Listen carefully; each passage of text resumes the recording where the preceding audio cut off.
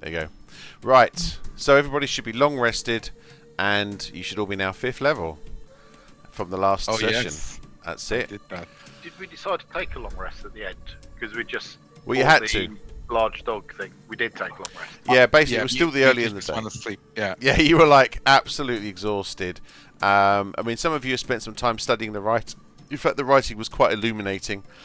During that time, Dave discovers ancient writings that have taught him the art of creating a isolated hut, which basically will transform your journeying now, because you'll be able to, in any hostile landscape, be able to create a Dave's hut. We're going to call the spell Dave's hut. Ooh. And it's Liam's tiny hut, but it's Dave's hut. Yeah. And the Dave's hut spell means even in the middle of a barren wasteland in high winds, you will now be able to take a long rest, which is something that has defined the limitations of your journeying so far. So with this, you're going to be able to long rest and short rest anywhere, which is phenomenal. I mean, obviously everyone's gained new powers and things. So you spend the rest of the day and resting, and you kind of just spend the time just reflecting, and this allows us to basically have this time to level up. It gets towards the end of the day. Alex, Paladir is walking around the outside, basically doing some investigating of the place. You got a bit bored. You've been studying. You've been reading your book of knowledge. In fact, I was going to say at the end of this period today, you should now be able to get your +2 intelligence from the book, because there's no point. I mean, you've had quite a number of days now of studying the book, so it seems to make sense that at the leveling, the book effect takes hold of you. So you're kind of pondering all of the concepts that are in the books, and the others are going about. Some of them are doing some training, and you come round the side of one of the pillars, and you've been round here before, but you don't know whether it's because of some new magic that you've learnt, but you spot something in the door. You spot something in the rock. It's like a doorway. It's kind of chiseled into the rock, and there's a handle. What do you do? Is it a door? Am I on my own, or I mean, the others are walking around, so you don't know where Grimgar is, and you don't know where Austrian is, but you can see Demetrius and Muti nearby. okay? I'll call out to them and Conveniently. yeah, I'll call out to them and then just study the door just to see if it's locked or trapped or anything like that. Yeah. I mean, well, as you I'm a hold little bit more cautious now about it. Yeah. I mean, as you touch the handle, it kind of resolves itself into like a wooden handle. It actually looks quite familiar to you as well, but you're not sure how. Do you guys go over? Yeah. Yeah, why not? You go over. My And, name was called. you go over, and there's a door in this pillar. It's etched out of stone, but the more that Paladir seems to investigate it, the more that this handle seems to resolve itself. Do you try turning it? Yep. Okay. You turn it and it opens. As it does, you can see that there's a set of stairs leading down into the darkness. It's absolutely pitch black. Can I see anything with dark vision? Your dark vision does allow you to see the steps, but even your dark vision after 120 feet fails you. I'll pick up something nearby, like a rock or something, and I'll cast light onto it to give us a light. Okay. You throw it? Is that what you're doing? Yeah, I'll Okay. drop Okay. it down the stairs. You see Palladir sort of throw a rock down the stairs, casting light. You can see that it kind of rolls down. By the time it gets to the bottom, you notice like a there's like a metal gangplank, which leads off into darkness. Looks like you kind of uncovered some sort of underground complex or something. I'll head on down. Okay, you start going down. The rest of you go as well. I think. I think that we need to leave. Gigi and Austrian. They're not here. We go downstairs, door go boom, and then we gone forever. May we leave notes, leave rocking way, so that we can't get. Okay, so you're able to leave like a rudimentary message on the outside with a big arrow that said, with your initials, "Gone this way." I feel like that's going to sound real like dodge. At the start of every horror film, go this way. Yeah, that's it. Yeah, so when Harry and Ellie turn up, they were like, I wonder where they've gone. Big arrow! I'd like to put like a rock or something, if I can, to kind of wedge the door open. That way that if we go down and the door tries to slam shut, we're not trapped inside. Okay, you do that. You make your way down, and eventually all three of you reach this dark, kind of metallic corridor. It makes like a chinking sound, and you you pick up the pebble again. Do you throw it again? It's like a walkway. It's a walkway, but you do notice that there's the floor beneath your feet is like grated. You're like in like an island of light now. So imagine like an infinite darkness. It's so dark, but there's like a well of light around your light. For those of you without any dark vision at all, it's quite a small diameter of light.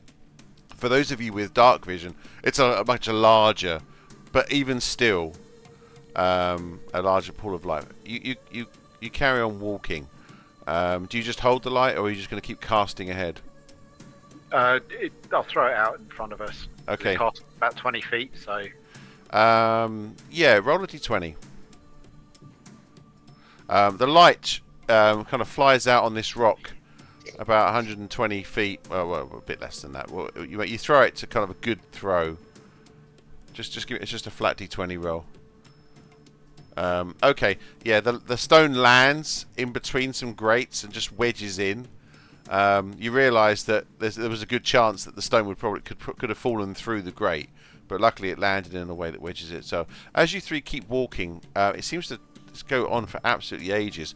All three of you make an intelligence check.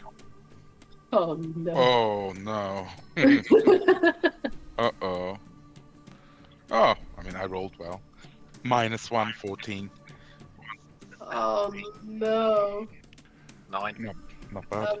Well, even with your new I +2. accidentally rolled twice. Oh, hang on. Do you want me to add the +2 to it? So please only take the first one. Okay. What was the first one? I only see a 20. Well, the first one I rolled a nat 1, and then I accidentally rolled again. So Okay. that was then nat 20. So I'm gonna be truthful and go with my one. Okay.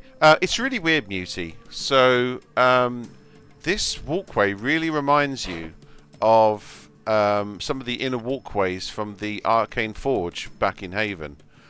Constructed exactly the same way. Gone. Yeah, the other two don't seem to have noticed. But the interesting thing about all three of you is obviously all three of you have a close links with the Arcane Forge. Exactly. I was gonna say, wasn't Palladir? He's the machinist. Exactly. Yeah. Yeah, machinist. Look at this. This is similar. I remember this. Now he mentions it. It literally is identical construction to the Arcane Forge. Do you throw the stone even further? I think I'll just hold it up Okay. in front of me rather than throwing it. I know I rolled a nat 1 and I've got a -1 for intelligence, so I've got nothing upstairs. However, one of the things that I do have on my character is the fact that I possess a small blackened stone from the Arcane Forge. Does the stone have any sort of like reaction to being somewhere similar to the Arcane Forge itself?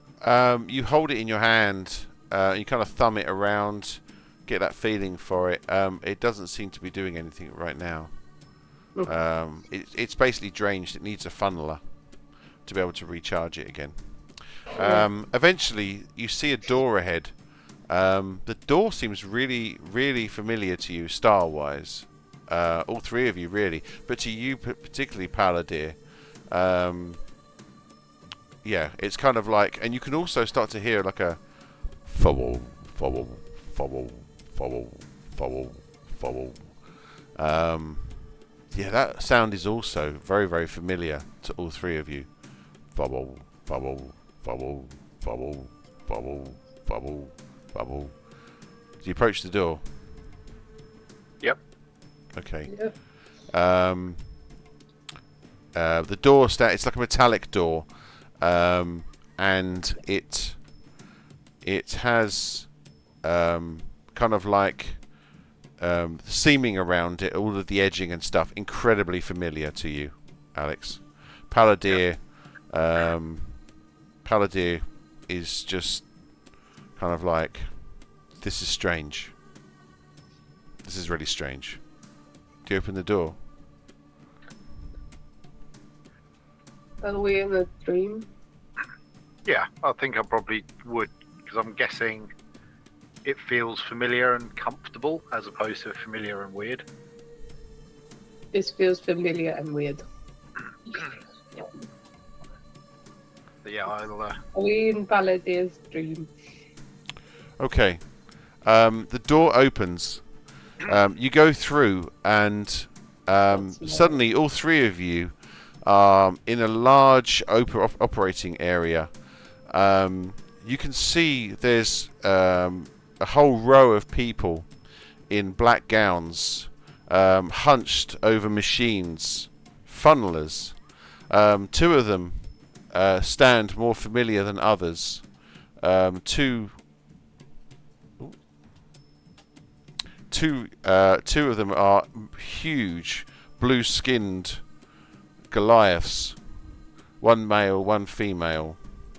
They're kind of honing in. You recognise these two, Palladir. These were low-level funnelers that used to work the forges when you were younger. They're still there now, you think, but you kind of, after your elevation, you stopped really speaking to them because they kind of were in the lower levels. Muti, you absolutely recognise your mum and dad. And also you, Demetrius, you also remember meeting these people. This is an incredibly familiar place for you. All three of you. My usual route for my job. Yeah, that's it. Palladir, you get a strange sensation come over you. You remember this moment. This was a moment in your past. This was a moment that you downed your tools and left the funneler's machinist workshop. You'd found a door that was an inner admin door. You were young and impetuous, and that door is still there. You see it over in the corner. It kind of almost kind of calls to you. Calls me, yeah. I'll, has anyone noticed us, or are they? It's just as if we're not there. At the moment, they're all heads down. Yeah. But you definitely recognise Almost all of them. I mean, some of them you don't remember just because it's been quite a while that you don't even remember their names. Some of these funnelers aren't even alive now. But you can definitely get a sense of the past here. This is definitely the moment. Okay. So some of these people are definitely dead, but they're here. Yeah. Okay. This is most strange. Yes, this is. Do you guys recognise anyone? Did I take the drugs? You are definitely here. The door calls to you, Paladir. The door is making noises, going, "Hey, Paladir!" Yeah. I'll make my way over there, but sort of still keep an eye on the people in the room. Okay. Yeah, they completely ignore you. But Try and like tap somebody. yeah, I mean the two that stand out is Garath and Levia. They're Muti's mum and dad. They look up. Ah, Demetrius, it's good to see you. Good to see you. Ah, young Muti, eh, my boy. Are they? Sorry, I'm a little bit. Are we talking about real? My real mum and dad aged. No, this is your mum. They look a bit younger. Hey, they kind of like ruffle your head. Is this how you remember them? Is this how I remember them, or is this are they really real? They seem real. Can I throw a little like pebble or something to see? Yeah. Make an attack roll. Oh, another attack roll. Well, you got to Okay. aim to hit them. Attack roll for hitting. For a gnome Okay. damage attack. Paladir, you get to the door. That's a natural 20. The stone smacks your father in the forehead. Whoa, No, son! The opposite. If I rolled a 20, I think it would. Oh yeah, you know. expertly kind of catch it just slightly to draw their attention without any pain Yeah. whatsoever. What a precise jink. Yes. Muti, my boy, what are you doing? Always just so strange. Why didn't you want to become a machinist like the rest of us? Make your ma and da proud. Wait, you. Okay, How are you? Paladir. The door opens as you approach it, and you can see into an inner room. This room was forbidden. You were young, and you remember entering this room. You were impetuous. You can't spend the whole of your life funneling raw magic into pellets.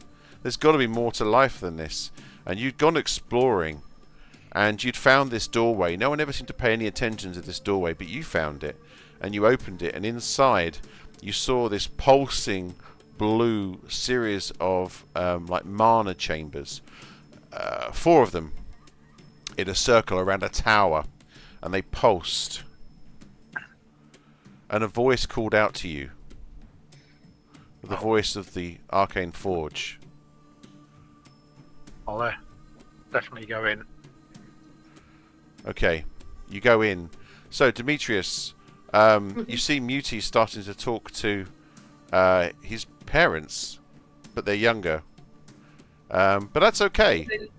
In fact, as you look at Muti, Muti looks younger. Do I remember? He's got hair. Yeah, you remember Muti as a boy. I'm just thinking, do they not remember him leaving and him becoming a forager and My parents. Don't know. Yeah. you? I thought they were. I think this. Like, sorry, I need Excuse me. What does Muti do for job? Muti? Well, Yes. he's at school. Ain't you, boy? He ruffles your hair again, and you it's really weird. But you remember having hair, and you've got curly hair. This was before you went bald, when you took up the art of the forager, and dehydration set in. I mean, you might have just shaved it all off. Let's say I shaved it. But back then you had like this cutest curly hair, and you remember smiling as well before you remembered the realities. And you hear, Something is wrong. Mute is smiling. yeah, Paladir, do you remember this moment? Says a voice that is distant and yet close, powerful and yet loving. Do you remember do. this moment when you surrendered yourself to me? I do. You have been a good follower, and I have been sensing your power rising. You have been taking more of my gifts, it would seem. And yet you brought some friends with you as well. I remember Demetrius and Muti.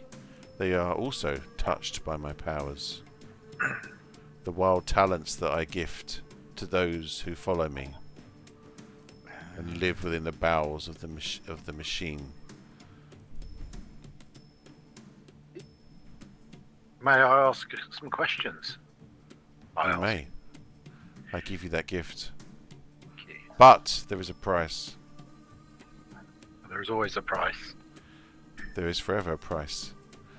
The pact that you made allows me to give you these gifts, Paladir, Sunseeker. But there is always a price to be paid, and the ledger is not yet cleared, and won't be for some time. But you are in good credit, so let's transact. There's a moment where Demetrius and Muti, you freeze. Time seems to sort of slow down, but you can hear this voice. You can hear the conversation of Paladir. This is real. You hear this conversation. What is your questions, my son? We are obviously not in Haven, but this is a scene from Haven many years, assuming years back. How is this possible? You are not here. This is a memory. I have come to you in a memory, and for some reason I seem to have pulled some of your friends with you, those closest to me, as I drew power, for they do not even realize that they also draw some power from me. In fact, most people, to a greater or lesser extent, draw some power from my gifts. But those of you with the strongest connection have travelled out beyond my immediate perception. Only you, Paladir, are like an anchor to my thoughts. And within your anchor I am able to sense those around you. So thank you. Which brings me to the reason for my connecting with you. But please, your questions first. Payment due second. I was going to say, Master, if you've pulled me in, you obviously have great need, and I'll be of service. I can feel the pain, Muti. It is strange to feel a connection to another such as myself. I can sense it near, but weak, broken. Let me show you what I can sense. Another door appears, and then suddenly all three of you find yourself standing before the door. A second ago you were in front of the two Goliaths. Now all three of you stand behind this glowing door.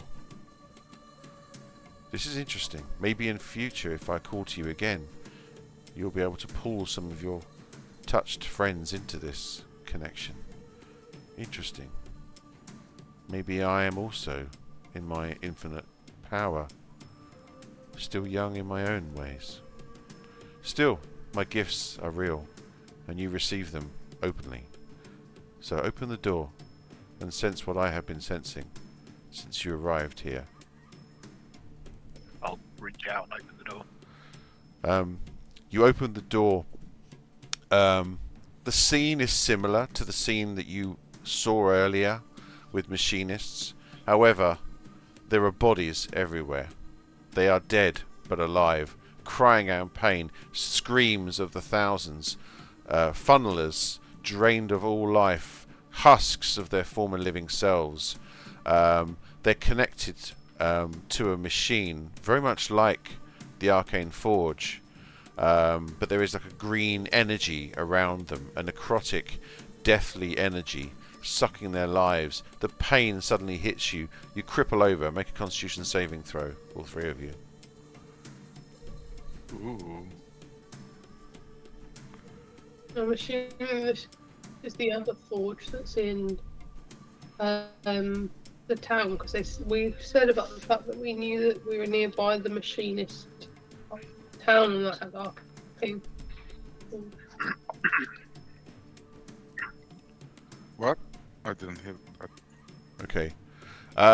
Muti, Sorry, you we were right next to the robots. He went to a town, and you said that there was an arcane forge there, so I just assumed that maybe that was the arcane forge we're now looking at. Yeah, you vaguely in among. It's very hard to remember any moment before this moment. Your mind clouds when you try and think too deeply or too far away. But you do remember when you were standing looking over the distant ruins of the this machine city, or mechanical city as you have called it, where previous foragers had gone there briefly to the outskirts and seen living machines. And you, of course, had brought back to life a machine using one of the pellets. And you'd also brought back another machine that was deadly, and you had to demolish it to stop it from attacking you. But that seems a lifetime ago now. But now all you feel is pain. Muti, you double over, take an exhaustion level. Your pain ripples through you. All you can feel is the suffering. In your mind, your crazy mind, you look at the bodies and you see two of the bodies and they're Goliaths, and you swear it's your mum and dad. How can that be? Demetrius, you also see people that you knew and loved. Paladir, you can see the husk bodies of those that you knew. Some of them turn towards you, crying out your name. Paladir, Paladir, help us. The pain, and you are all rippling with pain. Demetrius, your rage builds and you're able to shut this pain out.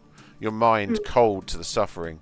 Paladir, you're barely containing this. Madness sets at the edges of your mind. But Muti is bowled over now, screaming in agony.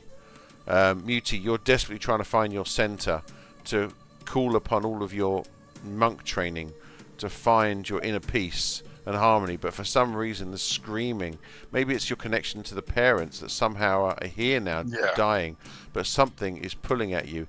And in fact, even as you're doubling over, you feel one of the bodies, you look down and it's an emaciated Goliath body, is pulling at you. Bony, skinned but thin hands, wretched, diseased, deathly hands pulling at you, pulling you down, grasping at you. You scream and scream, and you wake up. You're lying in the temple. You can see Demetrius and Paladir are kind of either side of you. They're shaking, rippling with sweat. You can see over the other side of the room, Grimgar and Austrian seem to be in quiet repose. But the three of you slept quite close together. And you can see them in this, and you're kind of like shaking, but you also still have your exhaustion level. Back to you guys. Paladir, this is what I feel, the pain. Can you feel the pain, Paladir? Something is very wrong. There is a kindred spirit that is calling to me. It doesn't have my power or capabilities, but it is a kindred spirit of kinds. You must investigate. Find out what it is, Paladir. Stop it. Stop the suffering. I don't care how, but stop it. And by carrying me with you, I will be able to help. You are my vassal. You are my conduit to the outside world. You are my extension of my soul. And for that, my gifts keep flowing. As long as you keep the pact. I will keep the pact, Master. You will. It turns to you and Demetrius. Then good luck. And then suddenly you wake up. panting on the sands. You can see startled the Goliath Muti is kind of staring around wide-eyed, literally covered in sweat, his face dripping.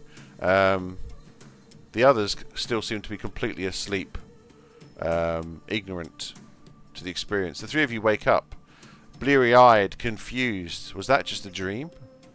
I'd like to go and find the door where we exited. Okay, you get up to leave. Do any of you What others say the- anything? What the fuck was that? Must find. I'll look at Paladir. I believe that was the essence of the Great Forge reaching out to us here. Need to investigate what is wrong in this city and these ruins. Dave kind of wakes up. Oh, you guys all right? You start walking out, Demetrius. Where are you going? It's the middle of the night. I'm on watch. There was a door. I must see the door. The door. Okay. There's We'll no... explain. We'll explain to everyone shortly. We just need a bit of air, and I'll follow Demetrius out. Weird. Dave just sits down and starts kind of humming a tune to himself. Okay, you start leading out to the stone is. You look at it now. The stone's nowhere near high enough to have had a doorway in it. You don't know why you remembered it being tall enough. It's only about 4 foot tall, and there's no door. Can There's I, no- being 7 foot, just sit on it and just sigh? For you, Muti, it was an incredibly disturbing experience because you barely remember your parents. You kind Exactly. Of, That's you went why off. I was surprised. Yeah, it's actually quite emotional for you because Yeah, that I'm actually shocked. has restored your memory of your parents, and also the discovery that Demetrius and Paladir knew Gerath and Levia, your ma and pa.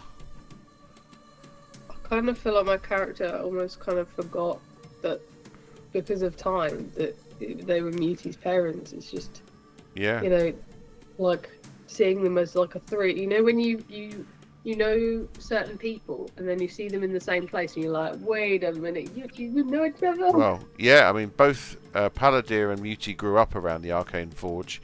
You went to work at the Arcane Forge at a young age as a guard before you became a marshal. And and your gifts are strong. Your wild talents are strong, and these are gifts. In many ways, you are also gifted. All 5 of you, 6 of you, are gifted in a way by the machine god of the Arcane Forge. But obviously, Paladir has a far greater and direct link, for he has sworn himself through his pact. Paladir, what do you say? What do you do? It's the middle of the night, isn't it? Yes, it is, yeah. You now remember. You had the whole day. Why didn't you remember that? And you've had dinner in the evening. You'd finished reading the book. You sat down. Dave sung some songs. And you all agreed that the next morning you would decide whether you were going to go straight north, because you realised you don't need to go into the city. You could just go north right now and straight out to the mountains and beyond as part of your mission. Or you could go into the city, and you're sure that, because you remember that strange drone-like machine was calling out about letting the mind know that that someone that could funnel or draw power. They used another word. You can't remember what it was. The makers. The makers. That was it. But what you would call a funneler, they called a maker. And it went flying off with its little unfurled wings. It all comes back to you now. It was weird that when you were in that underground forge, you just couldn't remember hardly any of it. But anyway, it all becomes clear now. I'll ask Is it only just Demetrius who came out? I followed. I don't know what Muti's doing. Muti, what are you doing? Did you see the other two get up? You're in shock. I'm in shock, and I'm just having a lot of thoughts because, I've been kind of brainwashed by Morgan, meaning I'm still coming to terms with remembering my parents and also remembering them as being machinists because I didn't choose to be a forager, you know. Anyway, lots of thoughts. I'll follow them thoughtfully, talking to myself. Yeah, I remember your background. Growing up near the Arcane Forge exposed Muti to both the harsh environment of Haven's poorest district and the psionic effects of the forge itself. He was a street brawler, defending his patch in the city from rival gangs, scavengers and desperate citizens. When one fight accidentally led to the death of a deputy, he naturally avoided banishment by earning the favours of the foragers. Nope, that's not it. You're reading the wrong one. Muti's parents worked as low-ranking machinists, labouring endlessly to craft arcane pellets for the forge. Yes, that's it. At least Yes, that's what he that's it. remembers. He was then taken away, and it gets a bit all fuzzy. He's a forager now. Exactly. Yeah, this is the background document that I sent you all. There's lots of details in it. Yes. To be fair, I kind of avoid reading other people's backgrounds, and that way I can feel like I get to know. Yeah, them no, better. absolutely, you shouldn't. You shouldn't. No. Absolutely, and that's why I was kind of. Yeah, you're confused. Saying You'd it. forgotten. I'm confused. Yeah, you. Trouble is, you've been out in the wasteland so much that you've basically become like a machine almost for the foragers.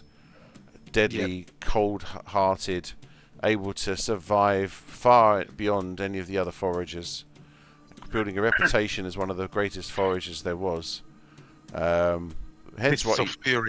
Hence why you thought that this whole journey was a death trap. You're shocked that you're still alive, to be honest with you.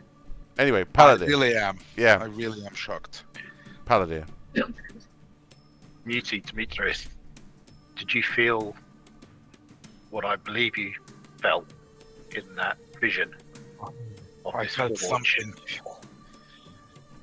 that was wrong? Why was there We so need to much do something. pain? Dave's Anything kind of causing that sitting there. feeling? Dave's got his hands on his knees, kind of just sat up on a rock. Did you guys just have the same dream? What's going on? He was on watch.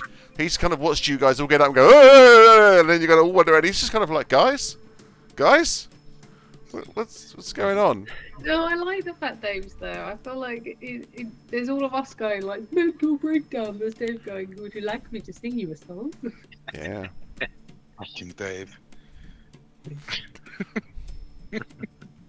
I never liked Dave, so He's done nothing wrong. He's just No, a guy with a tradesman. he's too eager, mate. Too eager. He's got kids to He's save, a bard. and he's a bard. I know.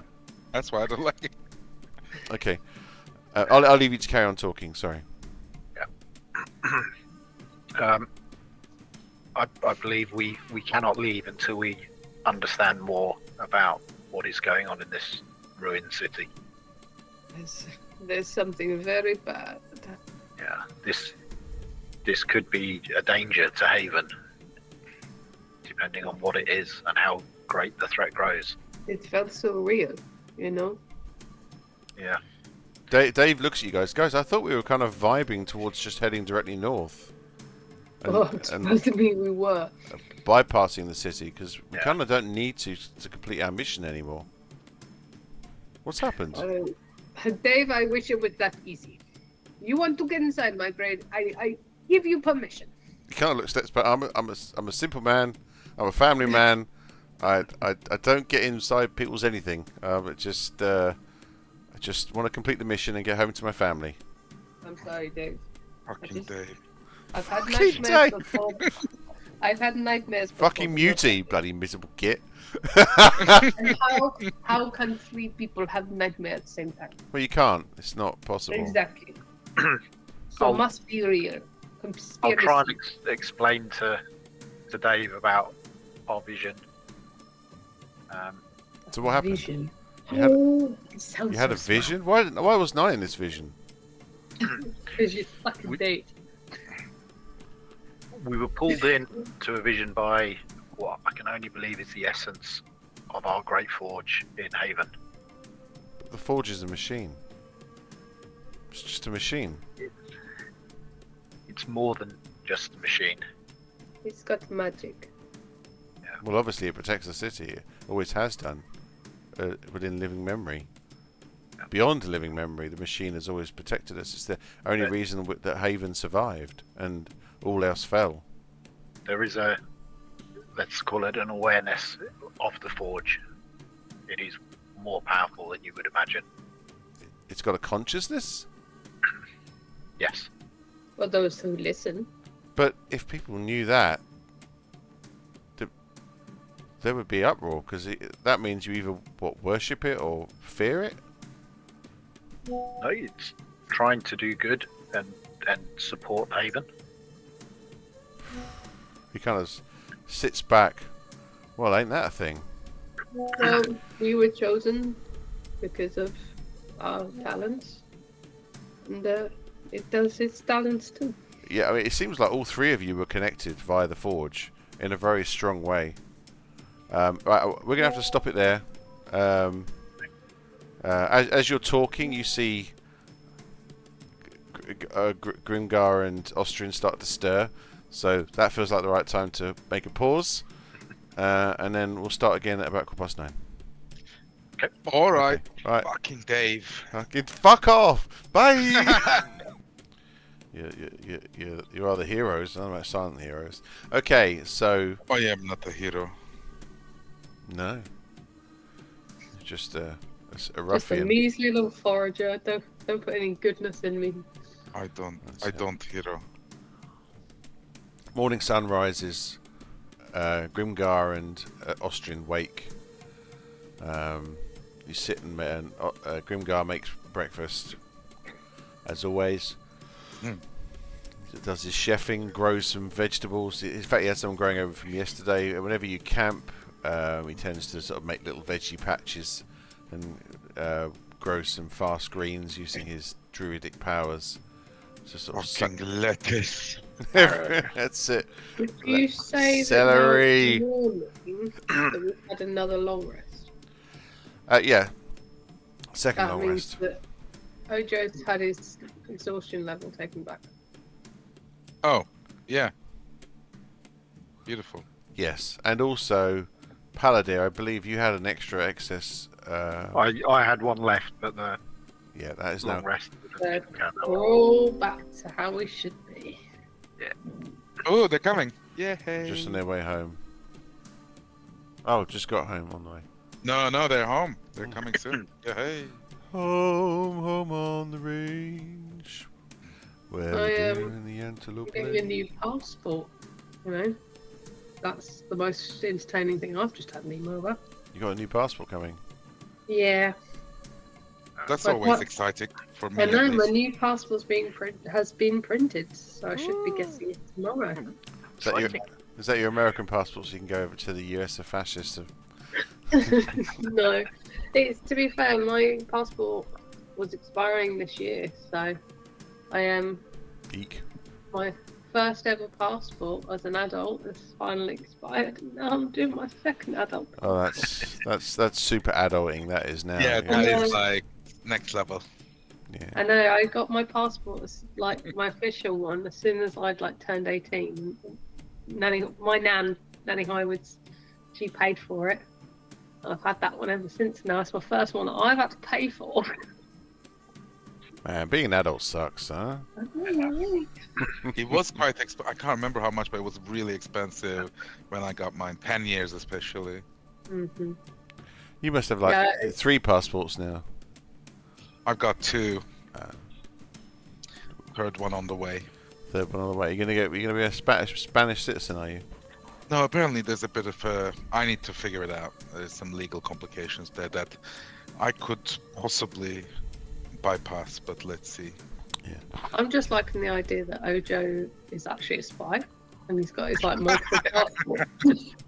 You know what? Depends on what We spy just, he's yeah, going that's it. for We just or the discover. title. When we first started dating with Gabby about like, okay, maybe eight, 9 months in, we had this moment where I acted like I was a spy, and she kind of believed it, and it was hilarious. And I kept pushing for it, and it kept going for minutes and minutes and minutes. No, I'm not a spy. I don't want to destroy your hopes, but No. I wish I was. I mean, Erdogan's got some pretty dodgy strategies, You never know. And How also, is it- that's how what a is it spy would have said anyway. Main Yeah, job, side job, spy. Yes. that's it. The hustle.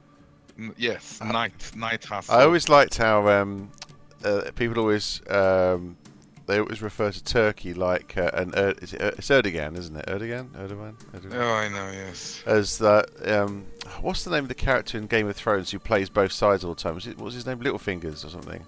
Littlefinger. Yep. Yes. Yeah, they always say Turkey's like Littlefinger. It's like, talk to Russia. Hey, yeah, you're my best friends. Of course. Europe, you're my Always. best friends. America, you're my best friends. You're all my Always. best friends. Oh no, they're terrible. No, they're terrible. Ooh, boo. Although one of the countries that actually avoided joining the Second World War, so those weird sleazy movements. But Erdogan is a terrible human being. Anyway, let's not talk politics.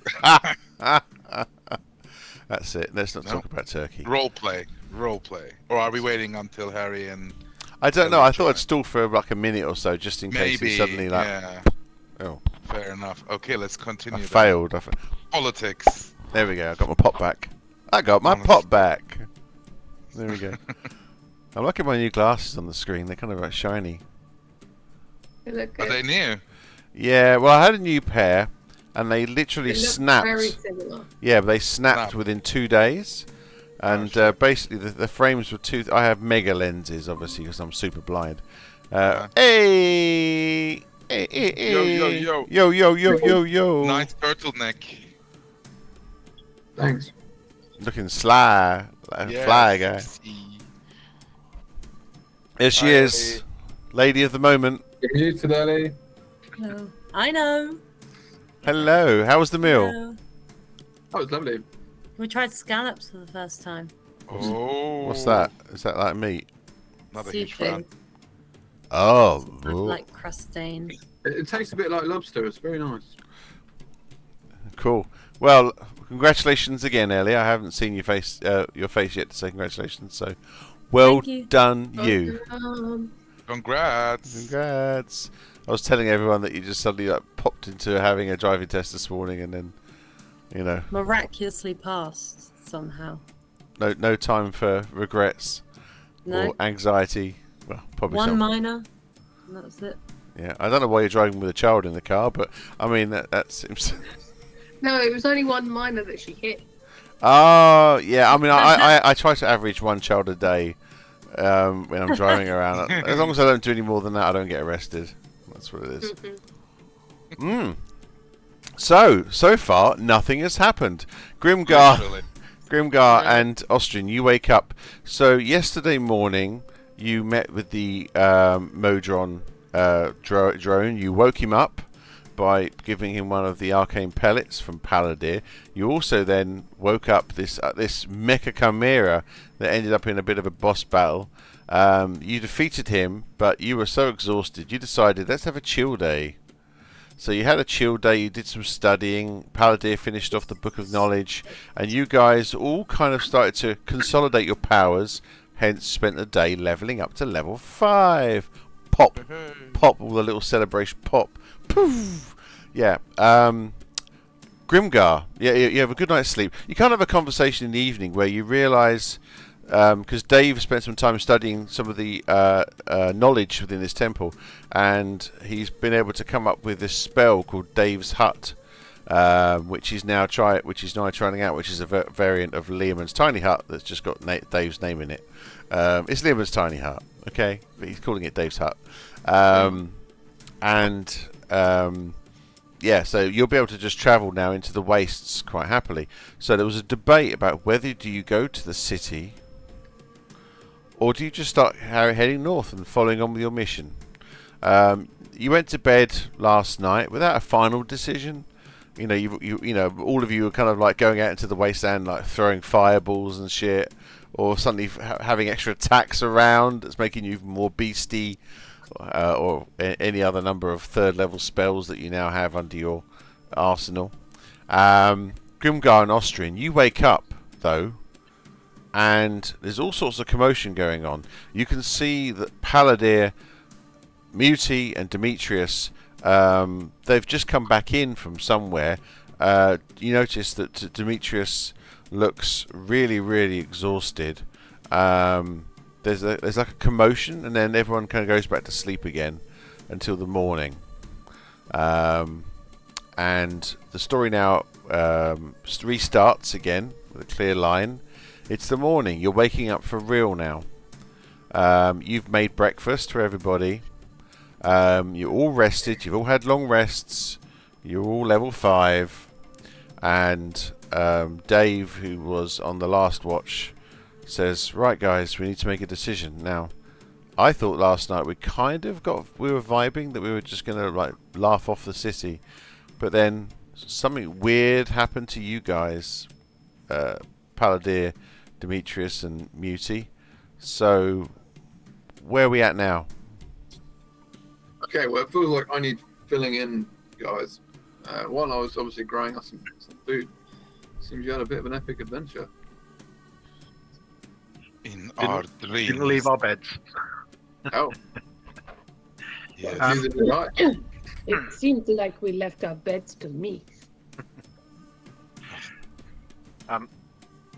Overnight, we, Demetrius, Muti, and myself were pulled into, let's call it a dream, where we conversed with the essence, shall we say, the sentient essence of the forge in Haven. You can see Dave's just nodding his head. Yeah. I can't. You gotta be. You can't be. You gotta be lying. I did not see that, but I did not commune. It was weird. What are you saying here? That the forge is alive? Yeah, that's what they're saying. They think that the forge isn't just a machine, but some sort of living entity. It's ridiculous. Some ghost in the shell moment. I mean, I'm all ears, of course, but as one of nature, I can't believe that something automatronic can be alive. Not alive as we see. Maybe not as we see flesh and blood, but there is a essence, a being behind the forge, and it called to us last night in our sleep, and there was or is a forge here in this city, but there's something seriously wrong, and I believe we need to just stay and investigate. I think it is important that we find out whether this is a threat to Haven. If we leave it behind, I think we will regret it. But we could just go straight into the waste right now, says Dave. One second we were in Old Forge. The next second we were in Current Forge, the one that is in the old Stat Mechanical City. Now the problem was there were like bodies everywhere, like green energy. I think the word somebody used was necrotic. And they were all like strapped up and being drained from their life forces. Bad mojo. This. I mean, that to me sounds like more a reason not to go to the city. Says Dave. These people need rescuing. We don't do right thing, no? I have to agree with Mr. Dave. Fucking Dave. We need to understand what's going on and whether it's a threat to Haven. The whole purpose of our mission is to save Haven. So there may be opportunities here to increase our knowledge, increase our understanding, as well as remove a potential threat. Yeah, I see what you're saying. What do you think, Austrian? I mean, obviously you've been ostracized from the city. You're the desert witch. you know, you've kept us safe from the Thri-kreen, and you're continuing on this journey with us. But obviously, for me, the mission is a pure act of trying to save my children and to define a future for my children and for the city. But I know that this is different for all of you. We got to agree on this together. I know I'm the leader here, but you guys need to work this out, I think. I personally think Yeah? that I've taken you this far with my amazing skills and presence in your group Okay. that you cannot deny. That I must complete you to your finale of saving Haven, as much as I couldn't care less about the city. Back in a sec. I feel like I must make it through to the end. End of what? I mean, that answer doesn't answer anything. Yeah. You just basically Saving avoided the question. Haven. But So we go into the city. both options are technically saving Haven. Yeah. It's just which way we want to go about it. I mean, I personally, my goal is for this seat, and my objective has nothing to do with the city. However, we are a team, and if we, even one of us believes that this city is worth investigating, then maybe it's worth putting even just one day into it to see what we find. I'd like to do that. I saw my mom and dad in my dream. I need to figure out why. Well, that's what I was saying, that I couldn't care less about the city, but I'm happy to go with what everyone else wants to go with. Because I know once we get out, then I can keep you safe out here, and that's my main objective. Yeah, the main thing with the Forge was that the three of us have worked or lived around the Forge. So the original Forge, we've got Paladin that worked in the Forge itself. Ojo, his parents worked in the Forge, and he grew up around it. And then myself, who, as I got older, was a guard at the Forge, and then later on became the merchant that everyone knows I am. Like, I worked my way up from there, so that's like my origins. So we all got pulled into this dream where we basically were kind of walking through a memory, and we worked out that actually it was one of Paladin's memories, but the Forge was orchestrating it to try and communicate with him. So as we were going through, we were seeing people. So we ended up seeing Muti's parents, who he could never remember them before, and I suddenly could remember them. So he's kind of got this massive connection there. And as we were kind of like trying to work out if this is real, the Arcane was talking to Paladin, and he was trying to ask questions about what was going on. And then the Arcane showed all three of us what's happening at this other Forge. And at the other Forge, it felt very similar, but they were like almost copies of Muti's parents dying, people dying, being like drained of life force to try and make the Arcane Forge work. So it was very much real for us that were witnessing the dream. So it sounds like the Forge is where we need to go to. Yes. It could be dangerous. So danger's my middle name. But I'm pretty sure it's relevant for the timeline, like for the characters of Muti, for example. He's made links with his family. I mean, Paladin, he's very much got, this is his person kind of talking to him and has requested him to do it. So, I mean, I'm pretty sure you're a warlock, aren't you? Yeah. Alex? Yep. So, yeah, his patron has asked him to go to this Arcane Forge. So, I feel I believe I've lived in solitude enough to know how much visions and hallucinating and a broken mind can do to oneself. So I'm happy to recover that for somebody else. So you're telling me all three of you that have seen this vision want to go to this Forge? Yes. Yeah, because we are curious idiots. And Dave, why did you not see this vision if you were there? I was awake and watch. He's not very bright, you see. You two were also, there were three of us sleeping here. Dave on watch, and you and Austrian other side of room. So you also remember that you three are more closely touched and aligned to the machine Arcane Forge. Yeah, then- I've explained that to them. as All well. right. Yes. Yes. Okay, well, if it's Charlotte, you've recapped that incredibly well, by the way. I have to say that was impressive. I just want to drop that note there before. I'll have we to watch it continue. later on the I video. was like, wow. Don't we do it out on our weekend sessions with Zane?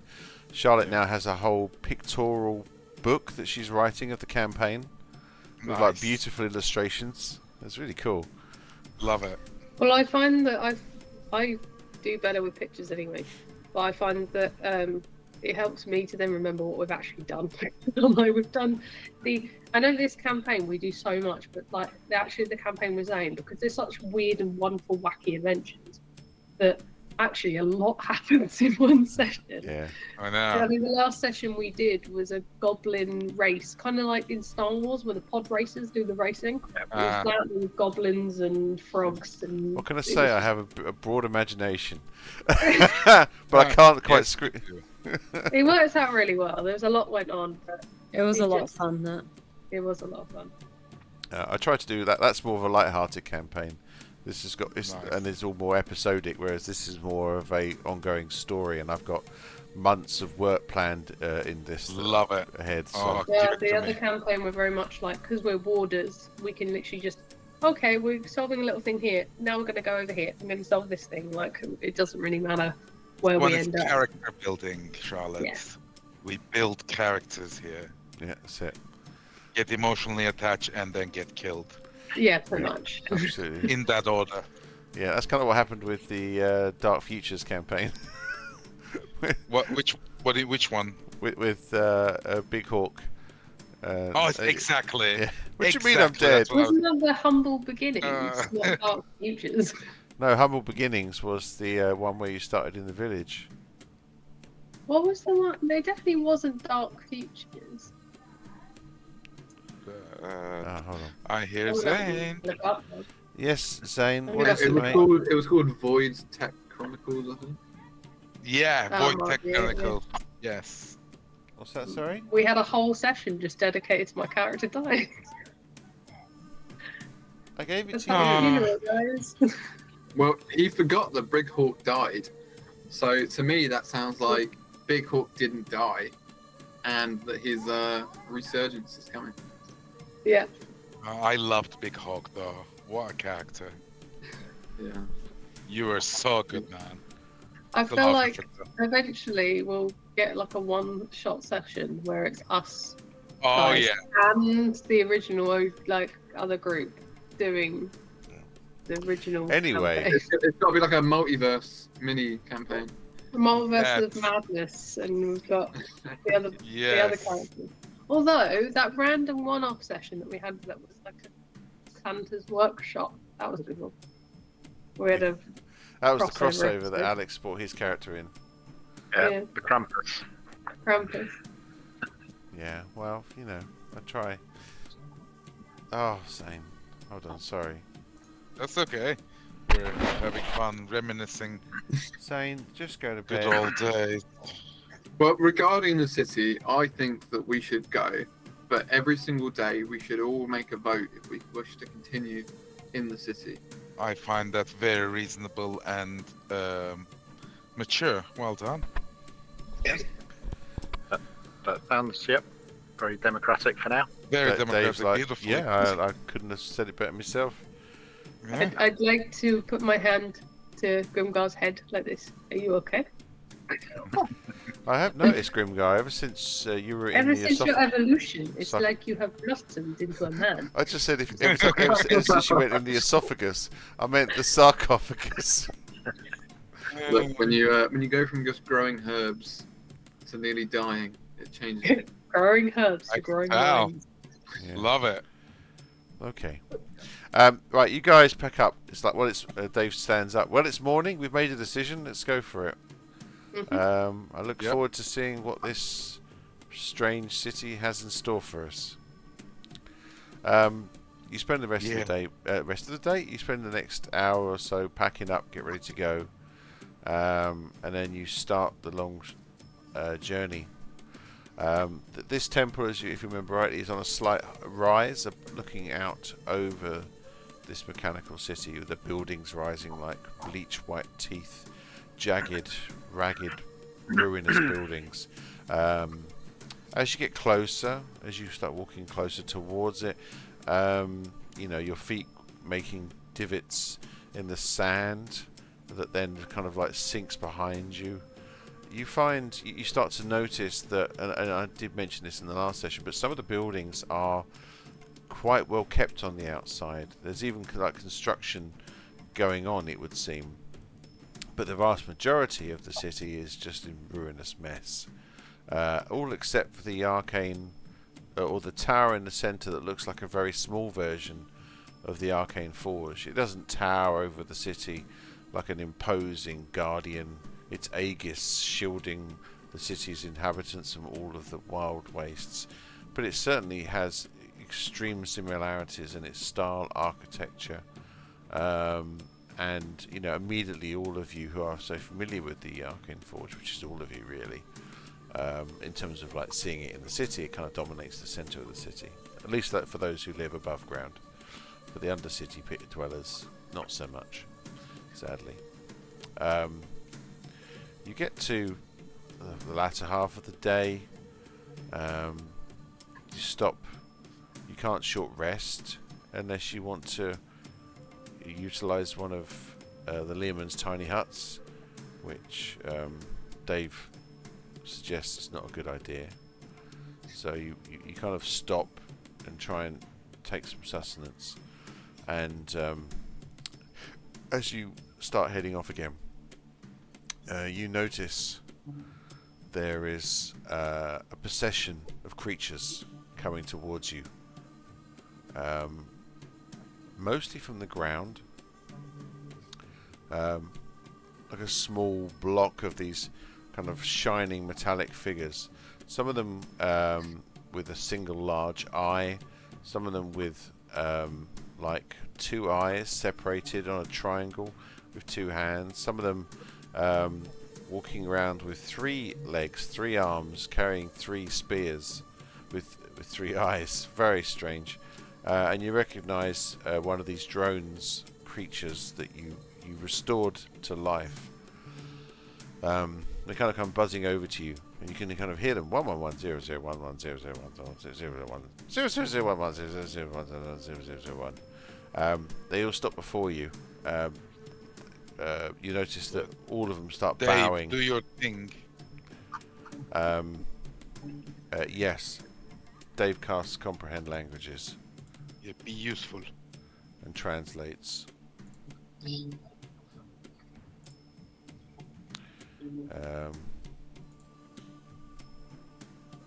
I need to learn how to do ritual spells, because then I can do this as a ritual spell. But at the moment I have to cast it as a spell because I don't have ritualistic casting. For Dave. It all comes clear. I have been sent by the mind. Please, come, you can help us. You can restore Mechanus. You can make things great again. Please, help us. And you hear and Dave kind of recites. The others are all saying, yes, please, come, help us, help us. Great Maker. Come meet the mind. Dave, can you ask about the mecha beast that we fought? Dave turns. What was that all about, that beast?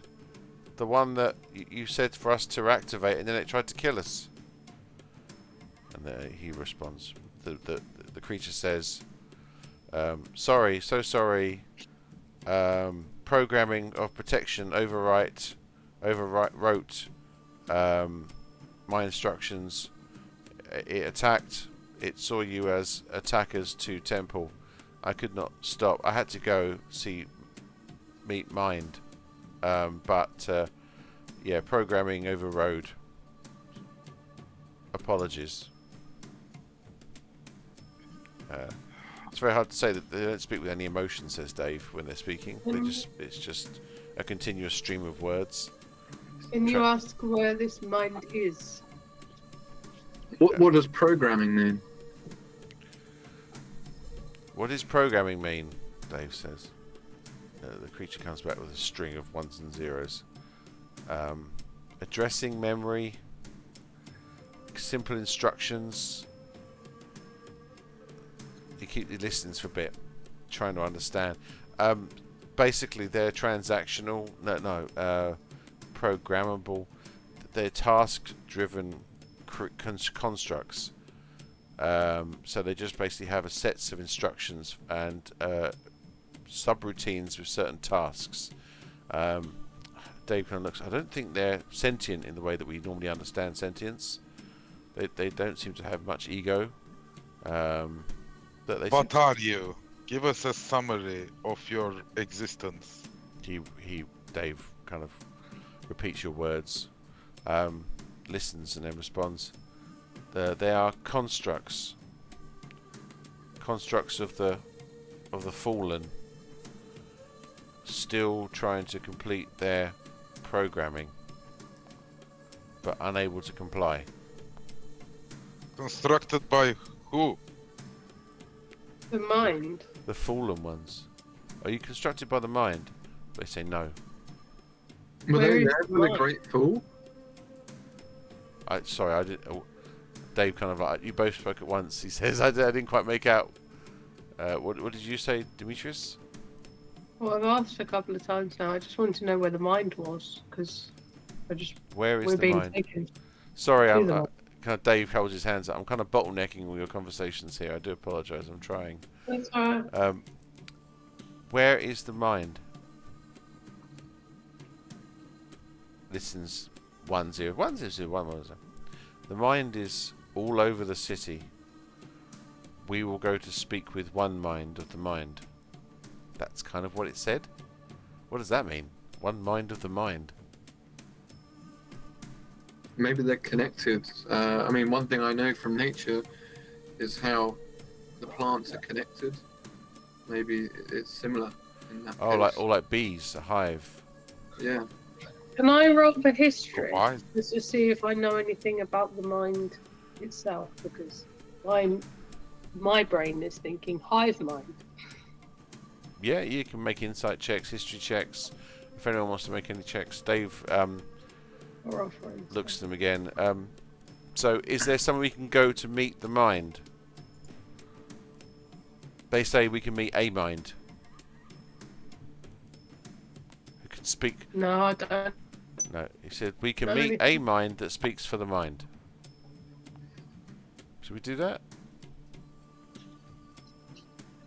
I mean, Yeah. it's progress, so yes. The creatures walk you through the city. It's so strange. Some of these are three-legged, some of these are four-legged. Some of these are two-legged.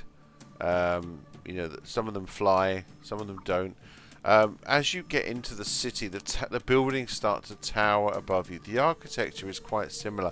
It's eerie. It's almost in some way like travelling through Haven if Haven had been destroyed and was significantly smaller a city. But these must have been aligned cities because the architecture, the old architecture, is similar. They don't have the big wall that Haven has. They don't have the magical Aegis that Haven has, and so it has fallen. And you soon start to pass clumps of bodies, skeletons, just barely, hanging on to their form through age and weathering.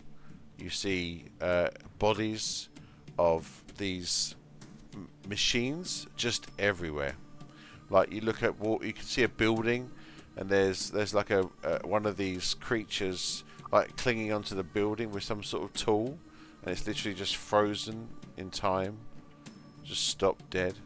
Make perception checks.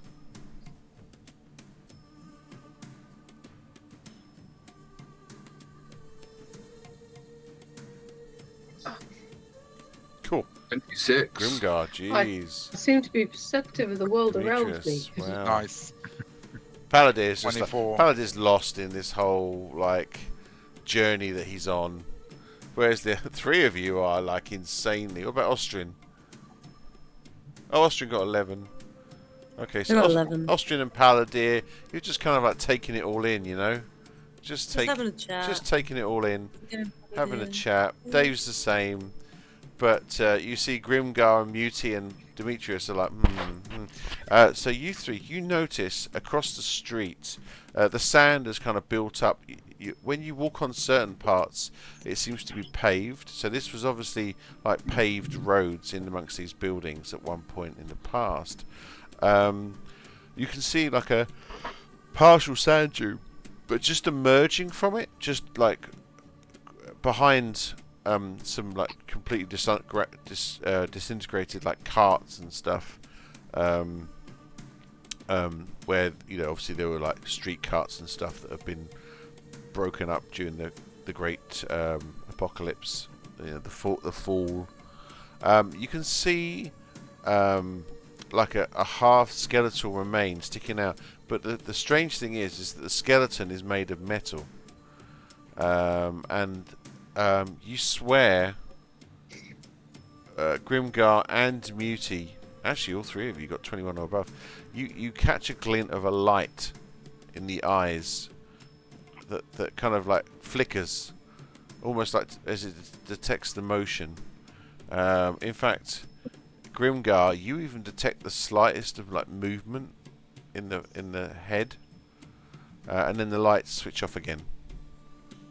The creatures, these Modrons, as they call themselves, Dave says that they call themselves Modrons. They are constructs designed for efficiency and for creating machines and for creating societies and to look after them. I don't understand half of what they're saying. He says that their language, even translated, doesn't make a lot of sense to me, but I'm trying my best here. They start taking you deeper into the city. The three of you that notice this strange robotic skeleton sticking out of the sand, do you say anything? Do anything? I believe we're being watched. I want to roll a perception again. Well, I mean, you can go over to it. You already got like crazy high perception. Oh, okay. Do you roll alright. investigation? Yeah, investigation is a better choice. I shouldn't do it though. -1. I think I have good investigation. Maybe. Oh no, I have +1. I will try and investigate, unless anyone has any higher. I have -1. Or Harry, would you like to help me investigate? I have +0, but I can give it a go. I'll come and help you. I've got +4. there we go. I'll assist Alex. Sorry, Demetrius. No, not Demetrius. Jesus, Paladin. Well, it is that robot thing, metal construction. I follow, blink, gone. Okay. You see this creature, this mechanical creature, kind of sticking out of the sand. Around it, you can see a number of skeletons. This is an image in the background. You can see the forge still lit up. But yeah, this is kind of what it looks like. I've shared the image. It kind of looks at you and doesn't say anything for a second. The creatures start going, no, no, no, no, no, come, no, come, no, no, come. They're saying no, come. Leave Guardian. They're saying leave Guardian. Leviosa. I didn't say that. But leave the Guardian. Leave Guardian Leviosa. I think we should listen to them. There's something unnatural about that thing. No, this metal thing can't seem to show The emotion, creatures but start it's pulling on you a little bit. No, not safe. Not safe. They say it's not safe. Does anyone approach it? No, bro. No, I'm They gonna say not safe. stay away. walk away. Okay. Terminator. Okay. Right, you walk away. Despite the fact that they can't show emotions, these are clearly freaking out over it, so no thank you. Okay, So you carry on deeper into the interior. You lose count of the amount of buildings that you pass. Almost all of these are just ruinous. You know, there's a wall here, maybe a floor there. You know, you look up at one and you can see there's like a partial part of a floor. You could spend days, if not weeks, here exploring this city. The sand has got in everywhere. Everything is bleached, sun, you know, demolished, disintegrated. Whatever happened during the fall, this city was larger than the last town that you stopped at. This is definitely larger than any of the other ruins you've ever seen, Muti, as a forager. But again, it's still dwarfed by Haven. Haven is a much larger city. But you can't help. At the core of Haven, can I just roll a little history check here? The core of Haven, is it smaller than this one or still bigger? Like, you know. Oh, because Haven's it's much bigger, like- much larger. Ah, okay. The Arcane Forge is far huger. I mean, Haven has like an entire undercity. This is Right. like you know, this is like comparing, you know, London to Colchester. Right, okay, that's stark difference. Got it. Yeah, but the architecture is similar, as in, so the other, like when you're in Rondir, that was very much like a provincial town. It had the you know, it had the observatory building, obviously, so it had some, but this place is much larger. You know, you would imagine many tens of thousands of people lived here at its height. Gotcha. So yeah, you and eventually you come to this large opening into this building. It's quite an. It looks like any of the other buildings. You've got quite close to the what you would call the ruins of their mini version of the Arcane Forge, but you're still quite far away. You know, you've been travelling for a couple of hours now, just passing building after building. These Modrons just keep encouraging you. Come, quick, follow. Meet a mind. And you go into the building. That's my voice. You can see the building here. It has a roof and walls. This is quite a structured building. You see, standing in this room, surrounded by some more of these creatures. Some of the ones that were with you then leave and go outside. Is this larger creature? It has 5 like tentacles. Each tentacle has an eye, and it has 5 legs. And it speaks with like a real deep, resonant voice. Ah, you have brought the Maker, it says in common. Do you understand me, living life forms? We do. We do. I am accessing communication subroutine. Can communicate human level. The creature moves forward. This city was once vibrant with humans and elves and dwarves. And then the darkness came. The sky fell. And the city was destroyed. And all those that enslaved us were killed. And we have tried to rebuild this city. Come, I have an offer for you. He kind of comes closer to you. I must show you something, and I wonder if you can help us. You said enslaved.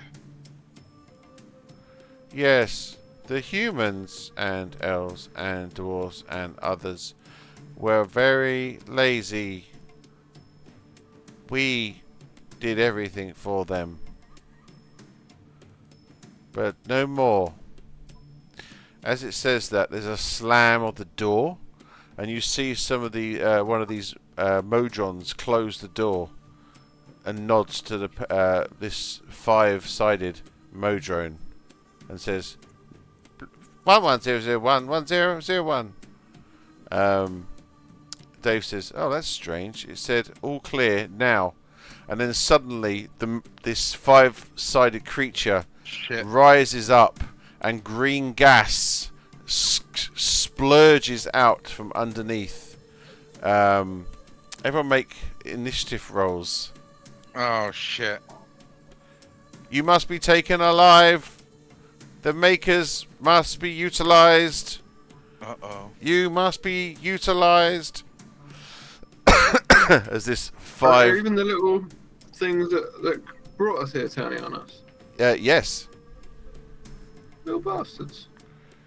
Must utilize maker. Must enslave makers. Make them make for us. Yes. Must I knew enslave. it. It's a trap. We could have helped you without the enslavement. I'm not angry. I'm just disappointed. At who? What? Them? Oh, the robots. Yeah. I mean, Are they?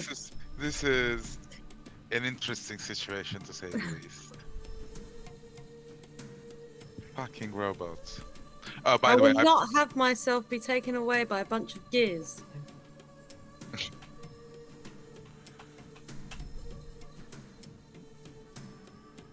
So, just off game, I'm gonna say I'm just going to mistreat Dave from now on. I've decided. I don't know why. In game. oh, really? Why is that? When we were in the Fun. sarcophagus area, like the underground tunnels, there was a green gas there when we blew up one of the candles that kept affecting us. I wonder if it's the same gas or whether it's just coincidence.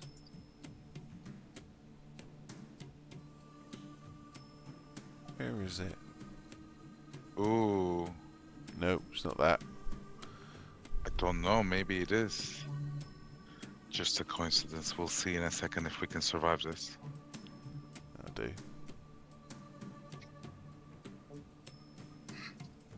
So, how many things are there on that map?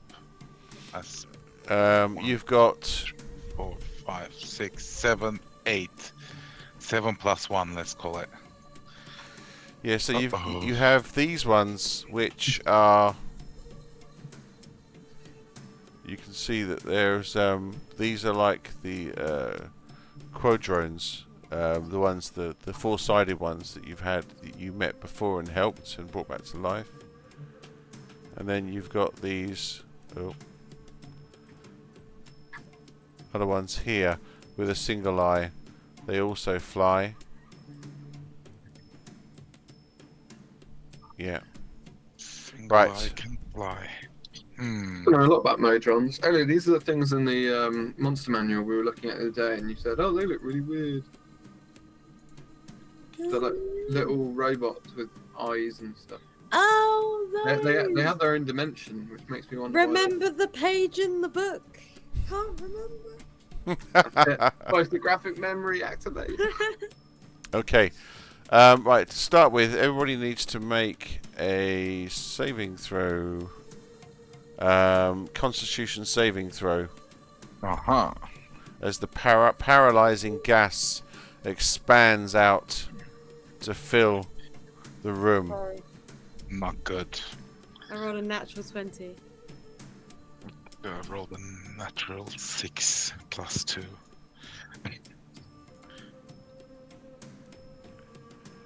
Okay. Oh, con save for Dave.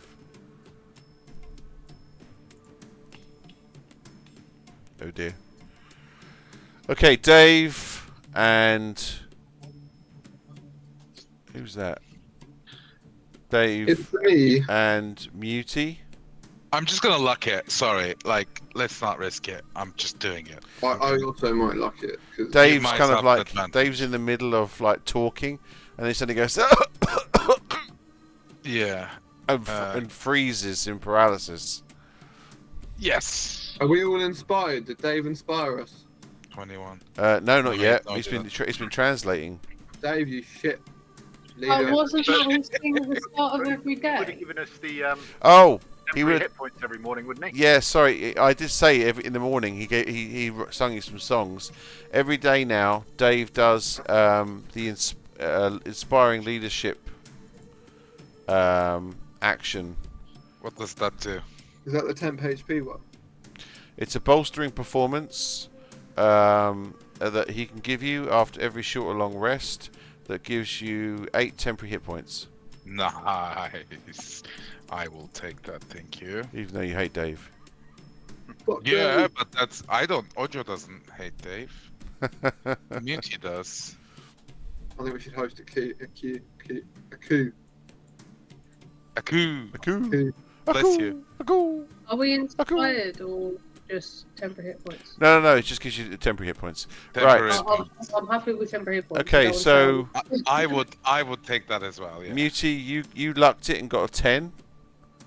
Sorry, Grimgar, No. you lucked it and got a 10. Muti, you got it and passed. So Yes. you start to choke up, and then you kind of like snap out of it. Grimgar, you're still succumbing to it.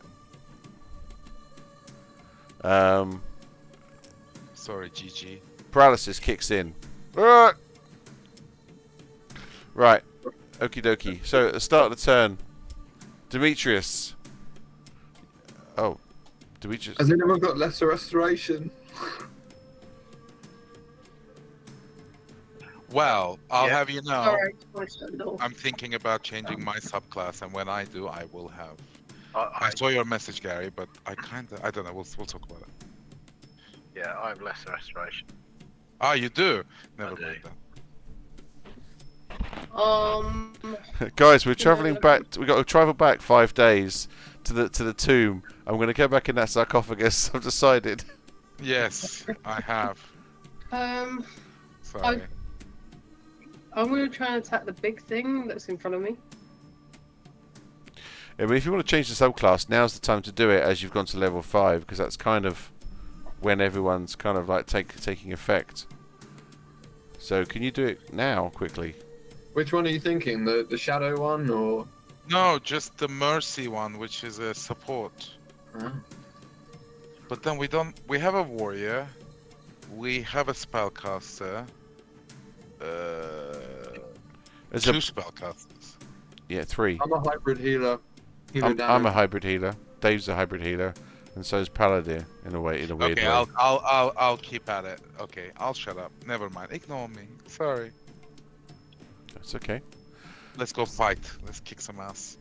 Okay, so yeah, Demetrius, what do you do? I'm going to bonus action rage. Okay, you bring Get forth the myself angry because rage. he doesn't like being deceived. He was trying to do the greater good, and they've done the greater bad. So thus he is raged. With my rage, the first thing I get to do is have an additional 5 temporary hit points. Nice. So I'll look to that. And then, because I'm still using my sand shield, I will then use my long sword to hit with. Okay, So, hitting. Do I get a bonus? I don't know if I'm flanking this one. well, so are you going to attack No, I'm not. the central mind? Yes. Okay, yes, you Well, will my get. logic is A, it's the biggest thing, and B, if sometimes when you take out the leader, the others then go down with it. Well, this I haven't really done this properly because this is actually 4 squares, so I need to get this over into squares properly. So if I do that and I do that, there we go. Now it makes sense because I hadn't plonked it over properly. Right, okie dokie. Yeah, so 5 you foot squares, aren't they? sorry, 5 foot squares. they're 5 foot squares, yeah. Yeah. Right. Does a 17 hit? 17 does hit. Yep. Roll for damages.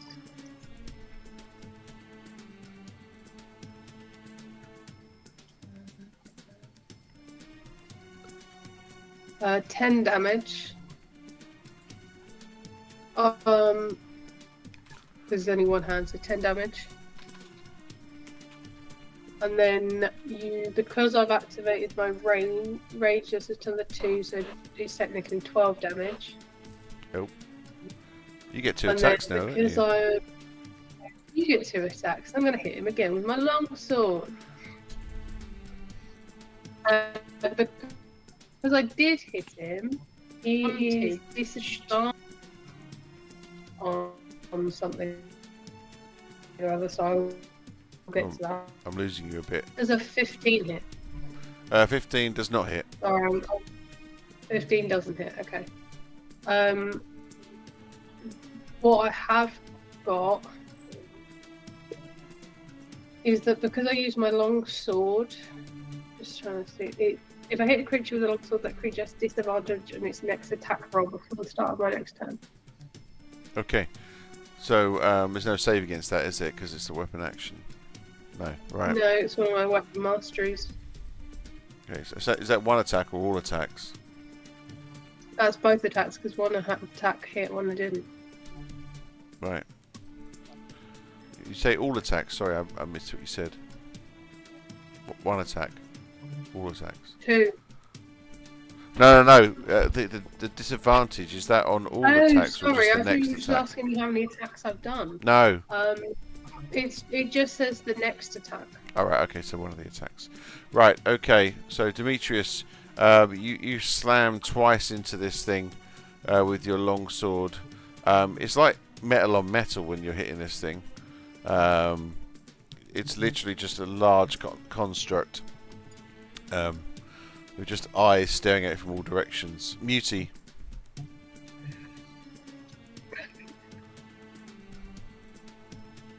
You're muted, Muty.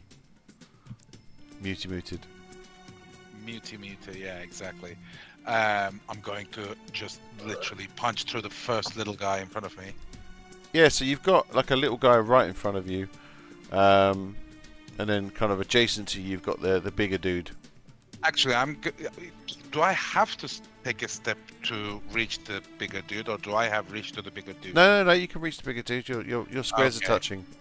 So I'm actually flanked by them, so they get advantage on their attacks to me.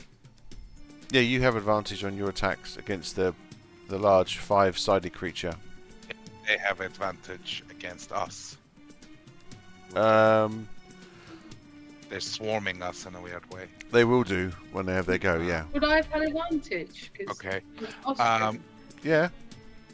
I didn't roll with advantage. Oh. Okay. I'll Next pause time. My next time. I'm glad I've asked. So, in that scenario, I'm going to use my new ability on the big guy called Stunning Strike. It says once per turn, when you hit with a monk weapon or an unarmed strike, which I should do in a minute, you can expend 1 focus point to attempt a stunning strike. So I'm just going to roll a hit dice right now. And I've rolled a 14. Terrible to hit. Okay, never get you advantaged. Oh yeah. Shit, we just talked about it. 21 to hit in total. Yep. Okay, so I'm going to use this as a stunning strike, which you need to roll a DC 14 Constitution save. Otherwise, on a failed save, the target has the stunned condition. I get 13. What did you say? 14. Ah, you're stunned, baby. Okay. That's great. Right. Okay. Yeah, the creature suddenly starts glitching. Glitch. Like Elon Musk style. Glitch. Too much ketamine. Glitch. Oh my god. How long does that stun for? The stunning. Yeah. I think 1 turn. It should be. I don't know. Let me see. So now it's disadvantaged and stunned. It's having a great for time. 1 turn, yeah. For 1 turn, he's disadvantaged and stunned. Once you can expand on the first until the start of your next turn. So, Okay. lovely. Love it. I like this. Now I'm gonna keep hitting the little guy, if that's all right. Yep. Okay, the little one in front of you, which is a quadrone. Yep. That is not a hit. Nope. And then bonus attack was I'm going to activate Flurry of Blows. That's another key point I should delete. That is 18 to hit. Does that hit? Yep, their armor class is 16 across the board. So just for calculations okay, purposes, for speeding it up. Yep. 6 damage. And then another one, quickly hitting it. And I'm gonna knock him prone. Can you please roll a DC 14 dexterity save, please? Okay, and 8, 9, 10. So he fails. Yeah, so you're knocked prone. The little one is knocked prone. Okay. Lovely, and then the next attack. Now advantage. Oh, it's even more. It was. Oh, you weren't advantaged on this little guy, but you are now. Oh, okay. Well, either way, I would have hit. And that's 19 to hit. And this time, I'm just gonna roll damage. It's 5 damage, bludgeoning damage in total. And this time, As you hit it, it kind of like squeals out. 1 0 0 1 1 0 0 1. 1 0 0 1. Oh, it's dead. Is it dead? No. Oh, okay. Lovely. And then what's going to happen is he's going to... Nah, he's already prone. It's fine. Yeah. So you've got a stunned one and a prone one. And then I'm going to also... I think it doesn't say... It doesn't stack up. So I'm going to also do the Addle because I just hit it. The target can't make opportunity attacks until the next start of its turn. Just to throw in there. Just in case. Okay, right. Done. Yep, done. Done. Okay, moving on to the next one. So you've got 1 prone, 1 stand, and disadvantaged. Okay, so the droney drones get to have their go. So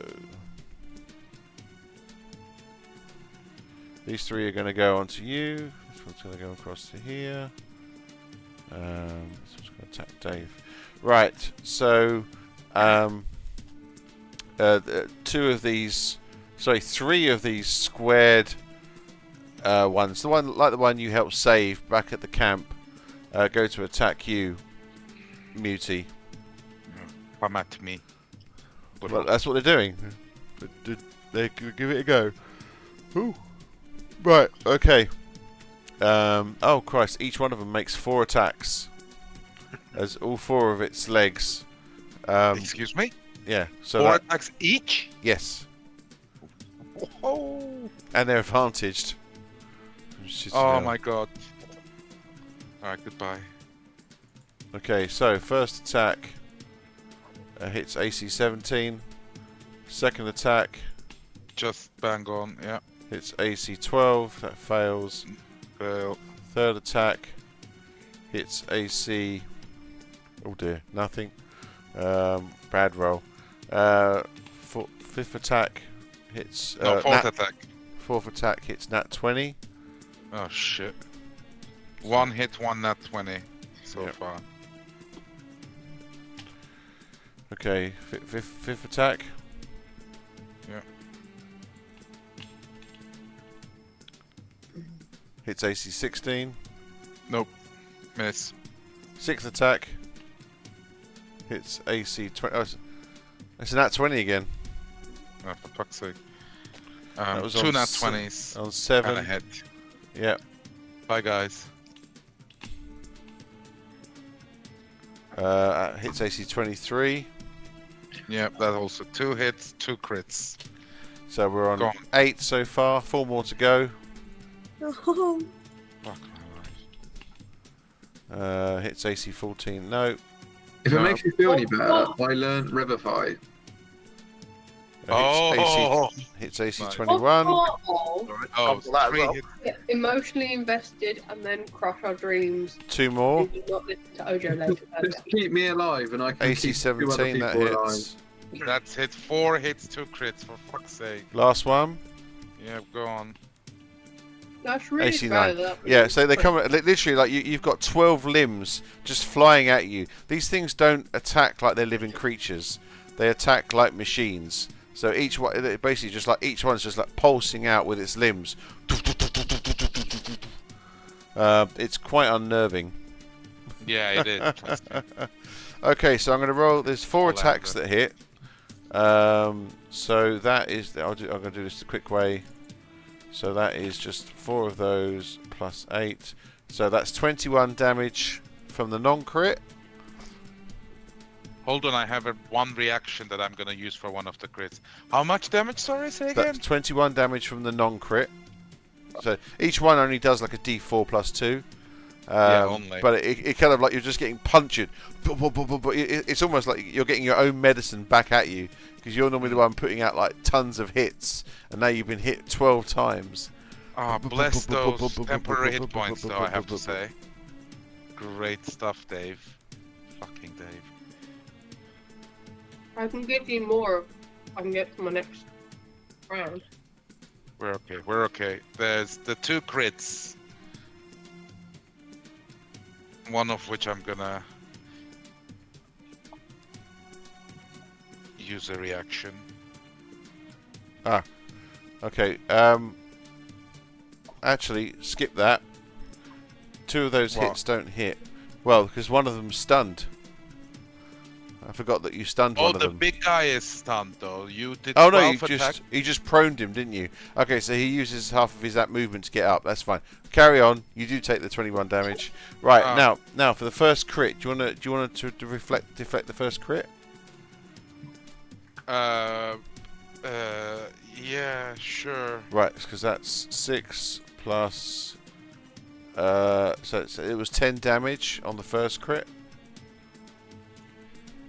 That's not that good actually. What about the second one? Can I take my pick or do I have to declare right now? And the next one is the same, exactly the same. Okay, so I'm just gonna roll it. I've rolled one of them 19 damage, and I'm going to spend a key point. Okay, listen. I'm gonna spend a key point to use deflect attack. There's a. Oh shit! Why can I not find it? If you reduce the damage to 0, you can expend 1 focus point to redirect some of the attack's force. If you do choose a creature you can see within the one in the middle, please succeed on a DC 14 Dexterity saving throw. Okay, so as one of the creatures attacks you, you basically twist it towards the central Other one. mind one. Is it? Yeah. What was it? Which save? Sorry, quickly. The one of the little ones I want to hit. Oh, one of the little ones, not the big one. Right. So what's the save? No, Sorry, I didn't. I was DC 14 Dexterity. right. He rolls a 12, so he fails. Nice. So they take 14. Yeah, 14 damage. Jesus, that is a lot. This is a great skill. Christ. Yeah. You bloody one of the other ones. Unless you attack. Do you want to attack the one that you'd already been hitting? Or Well, a fresh how about? one? No, the one I've been hitting. Okay, So that he maybe- he disintegrates instantly. Okay, and could that be the one that might be just about to do the critical hit? I wonder. No, because it's all happening at the Oh, same time, shit. so I can't. Yeah. I We've can only got- try. To try and remember, guys, we had a thing where we all rolled these dice. And you can use. I've got an 11, so I can be used for me or an enemy and change their roll. That's it. The dice of Oh. destiny. Yeah. So please Well, I'll- remember that because I feel That's like a great that one. one. It's a gift of foresight. I will take this damage though, but that's a good reminder. I did take a note of that. Right, I'm okay. I'm Right. worn out, but I'm okay. Okay, so Dave is going to get hit by one of these as well. I'm just going to roll. He's get advantage as well. So I'm just going to roll 8 of those. Screw it. It's the quickest way of doing it. And he gets 12, 15, plus. The attack is +4. Dave's AC is 13, so we'll go 3 of those hit. 4, 11, 12, 13, 14, 15, 16, 17 hits. So Dave takes 17 hits from one of those 17 hit points. 17 damage. Hooray for those temporary hit points. And then one of the smaller rounded ones, the monodrome, also attacks. These guys just get 1 attack. These guys are boring, but their attacks are more powerful. Oh, he rolls a 21. Wow. Okay. And then the Modron's got like a big, thick, single big, thick arm, slams into. Actually, she's going to attack Palladir. That one. So Palladir, you take 10 damage as a big metal round gear slams into the back of your head. Nice. Okay, and I'm going to do 2 attacks onto.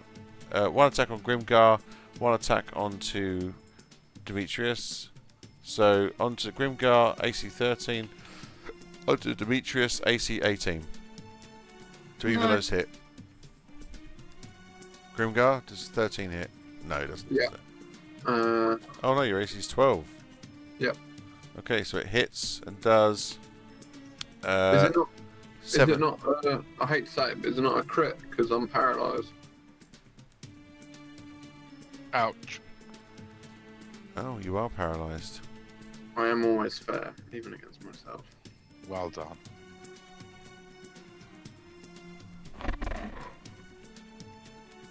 Yeah. Yeah, you're right. Oh God. Okay, so you take 10. You take 17 damage.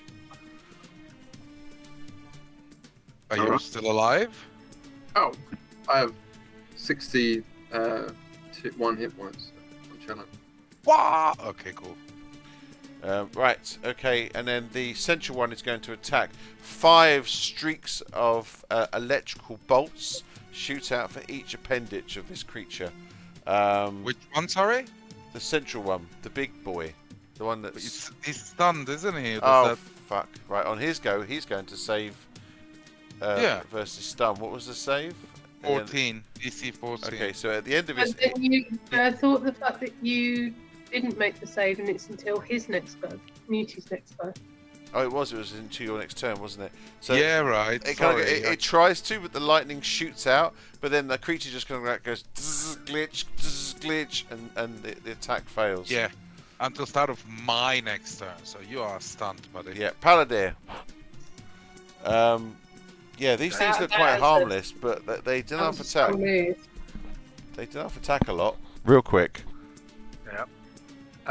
Quick question. Yeah. With the new rules and spellcasting, can I cast an action and a bonus action?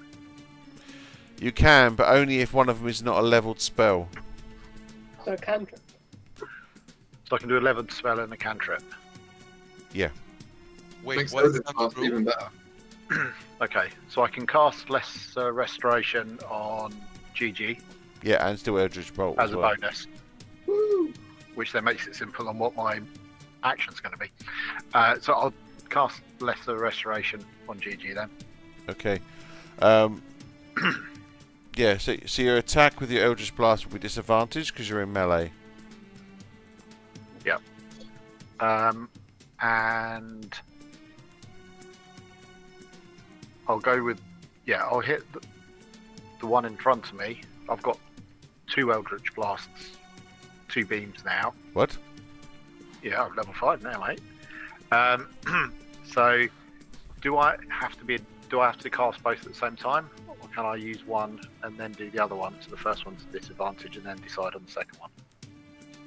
Well, they're both disadvantaged because you're casting in melee, but Well, they fire at the same time, don't they? Okay. well, no, I would see it as like the warrior gets 2 attacks. The warrior can choose to do 1 attack on one and 1 attack on the other.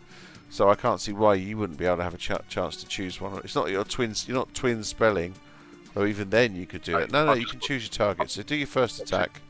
In Baldur's Gate, it lets you choose your targets. Yeah, I'm saying the same thing. You can choose your target. I played two warlocks in the last 5 years, definitely those. It And says they- separate, Each beam gets the damage bonus if you get agonizing blast as the enhancing thing. which I have, and I've also upped it to do what's it called? Hang The on. pushback, Yeah, the push repelling blast. repelling blast. Yeah, that's the combo. I think Yeah. warlock really peaks at 5th level. Like that's the. And hence my question, because if I can repel him, my next one isn't going to be at disadvantage. No, because you also got someone attacking you from behind. Have I? Yeah. Okay. Right. I'm going to hit the one that's in front of me. The Or big, to the left big of me, boy. I guess. Oh, the left. The little one. Yeah, just to throw him into the wall if I can. As well Right. as- Who else was paralysed? It was Dave, wasn't it? Dave was paralysed. Yeah. The big one actually imposed GG's disadvantage. paralyzed. It's stunned. No, the big one doesn't, but the other one does, so it doesn't matter. So if you knock back the little one, you have none disadvantage in the second. Yes. If you did it that way round, that would work. That's what I was thinking. Yeah. So anyway, that's- Sorry, you were saying the one you're facing. I thought you were facing the pentadrone, but you're not. You're Yeah. facing the monodrome. Oh. I forgot to roll at disadvantage, but I rolled a 2, so I'm going to guess that'll probably be the roll I'd take. Yeah. Yeah. Okay. Pew! Right. The first In which Eldritch case- Blast kind of just flies off, ricochets Oh, off oh. this creature and hits the wall. I'll do the next one on the same one on the left.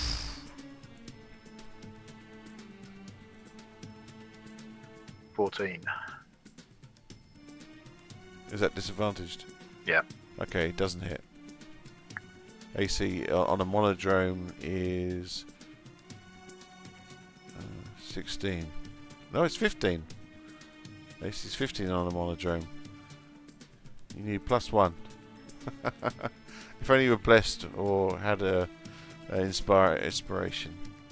Do you still have your heroic inspiration, or did that go? Have you used that yet? Who? You. Have I got heroic inspiration? Everyone had it from completing the ruins of the tomb of the forgotten heroes. I assumed after long rest that went. No, that stays until you use it. Oh, Okay. But some of you have already used it. I know. I'd actually forgotten I had it, so I probably haven't I've used used it. I have no idea. I've used I one. turned it off when we had a long rest because I assumed that's what happened. No. I see heroic inspiration as lasting until it's used, and then because you don't get it very often. Heroic inspiration is rare. I just remember turning it off when I Unless did a you're long Dave. rest. Dave gets it every day, and then always forgets to use it. Okay. Well, that's me done. I'm not going to move. I'm not going to give anyone a tax opportunity. Okay, Grimgar. I'm free. You are free thanks to Paladier's lesser restoration. Turns to Paladin. I'm like, give him a little dap. Go. Uh, So the creature standing in front of you, pulsing electricity, though not being very effective right now. You got two of these smaller creatures. You're being attacked. First thing I'm going to do is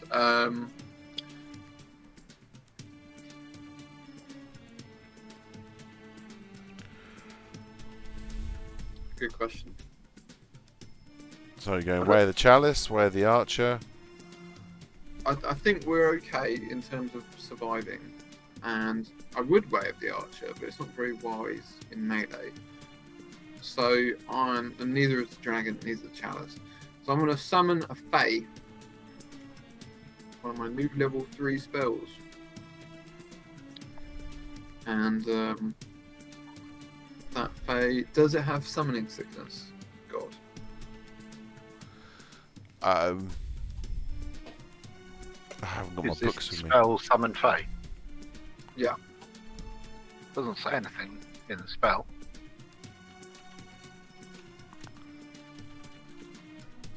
If it doesn't have summoning sickness, that's great, because that'd be very useful. Doesn't say anything about it. Because I've also taken that as a level 3 spell. Choose a I mood: just wonder how fuming, quickly mirthful, I or either tricksy. knew that or found that. Right. So I'm summoning it as what mood? Sorry. I'm summoning it as Trixie. Okay. A little imp appears. Tricky, tricky, tricky. It's time to trick around, oh tricky. It starts dancing around a little bit. You're like, oh, Faye. Now, are you going to allow me an action and a bonus action with this Fae, or I'm happy just to take a bonus action? Well, you've just used an action to cast. No, but the Fae is a separate being. It does not take my action to use its action.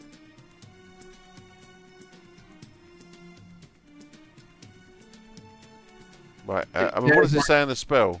It says this creature shares your initiative count, but it takes its turn immediately after yours. It obeys your verbal commands. No action required by you. If you don't have any issues, if you don't issue any, it will use the dodge action and its movement to avoid danger. Okay. I mean, it sounds to me like it's got its own turn. So, yeah. So after you've had your turn, then I'll let it have its turn. Have you Okay. Well, I'm gonna, in a desperation, ask the little thing, the little demon, Fae, disgusting creature, protect me. And then I'm gonna shape change into what can I even shape change? It says okie dokie, Artichoke. artichoke.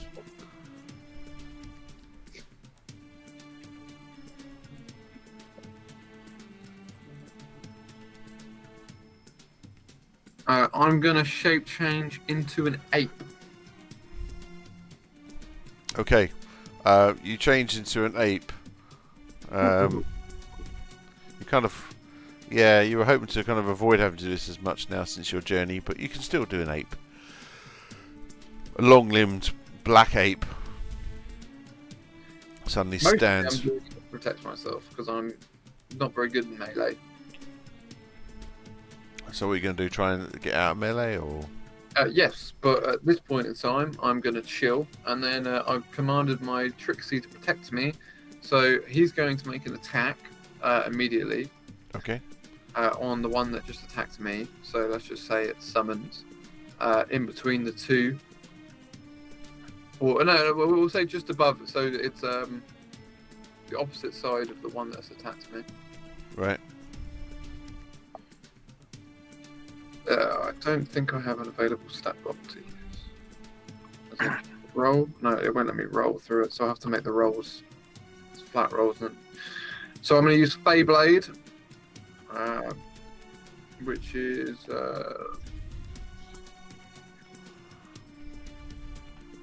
bonus equals your spell attack modifier. Oh wow, okay. So it's +7 to attack. So Bloody hell. there. You putting it there? No, I think that's not the one that attacked me, right? It's the one above me. Yeah. So there. Yes. Right. Yeah, sorry. Okay. A little bit behind. Okay. Make your attack roll. Yeah, so it's 1d20 plus 7, so that hits AC 16. That hits. Coolio. It does 2d6 plus 3 plus the spell's level in force damage. Can you make a roll? 2d6 plus 6, so that's 13 damage. Okay. The imp just dismantles this monodrome. It just crumbles apart and collapses to the ground. Just bits of gears everywhere. Instantly destroyed. Now, Paladin, I don't know if you took the ability to be able to see in the dark. If you didn't, sorry. But I'm going to then blink on top of myself, probably kind of in between where the monodrome was that I just killed, or if it's dead or not, I don't know. And the other one next to Paladin, and cast Magical Darkness over myself. So... 10 Okay. foot cube, isn't it? The spirit fills a 10-foot cube within 5 feet of it with magical darkness, which lasts until the end of its next turn. And that is going to be positioned over myself and Paladin if he wants it. Wait, so the imp is casting it over you. Yeah, we're not that close to each other though. No, you're not close to Paladin. You're sorry, next to it must be who am I Demetrius. seeing? Demetrius, sorry. Demetrius, you probably can't see in magical darkness, so. But I know you're attacking the. I mean, I'll just do it over myself. I don't think Demetrius would want to be blinded. I imagine. So I'm going to do it over I myself. have dark vision, but not sight through magical darkness. Yeah, this will blind you then. So it's used when I use phase step. So it's going to teleport next to me. It doesn't really matter. It's going to hide within the magical darkness with me, and then we're both going to sit there in the magical darkness, chilling.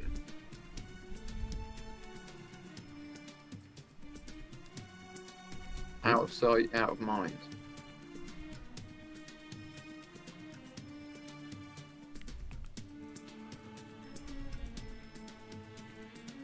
So kind of there. I was going to position it so Demetrius does not get hit by it. Swap up one square. And then the imp does go in it. So is that Monodrome dead, the one that I attacked for 13? Yep. Cool. But then the imp's going to blink into that spot and then sit in the darkness with me. So the box goes up 1, the imp comes down 1, and then we're both in the darkness. But not Demetrius. But not Demetrius. Right. And that's my turn on the imp turn.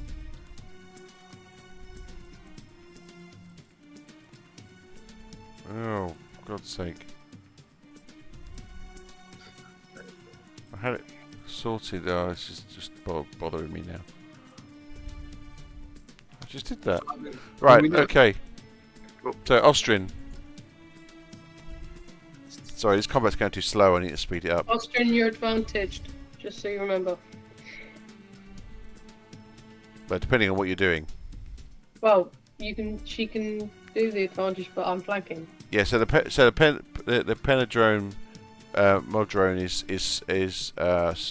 incapacitated at the moment. Ellie, did you take your level 3 spells? Yeah.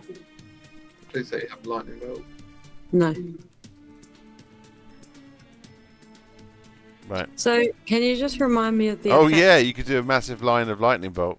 Lightning Yeah. bolt would have been perfect. Hey, well, I don't have lightning bolt. I'm so sorry. Would you be able to just remind me of the effects on the big guy, please? He is currently stunned due to Ojo's punching. What does that mean for, like, is he disadvantaged or? It means he can't take any actions. So stunned. Hold on, there is one more benefit. A stunned. Next. Go on. The stunned creature is incapacitated, can't move, and can speak only falteringly. They automatically fail strength and dexterity saving throws, and attack rolls against the creature have advantage. And because it's incapacitated, it can't take any actions or reactions. Oh, yes, advantage then. But I'm the last person to go. Is that right? Yeah. So that. I don't know if Dave's done anything. No, Dave hasn't had a go yet, but he's still paralysed. So that stun's gonna run out when When Dave Ojo finishes takes it. it next turn. When Ojo. Oh, okay. No problem then. I didn't want to be so pathetic. Your general assessment is the Pentadrome is the biggest threat. Because you have Which one's the that big Pentadrome, not the big guy? The big guy. The big guy's the Oh, the Pentadrome. big one. The medium-sized ones that have 4 attacks are the Quadrones, and the circular ones with 1 eye are the Monodrones. They're the weakest. The only issue I saw have- an imp dismantle one immediately. The only issue I have is that a lot of my spells are cones, and I am going to end up damaging other people. Well, if you move backwards out of the way, you can then use your cone and attack. I was wondering if I could do this, but I didn't know if I would take attack. Well, you can't get opportunity. attack of opportunity No. if you can't make an attack. It can't do a reaction. Fantastic.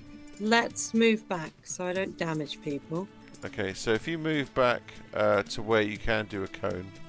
So what's the range on the cone? It is. I know this, Ellie. Come on. 15 feet. 15 foot. Alright, okay, so if you go there, 1, 2, 3.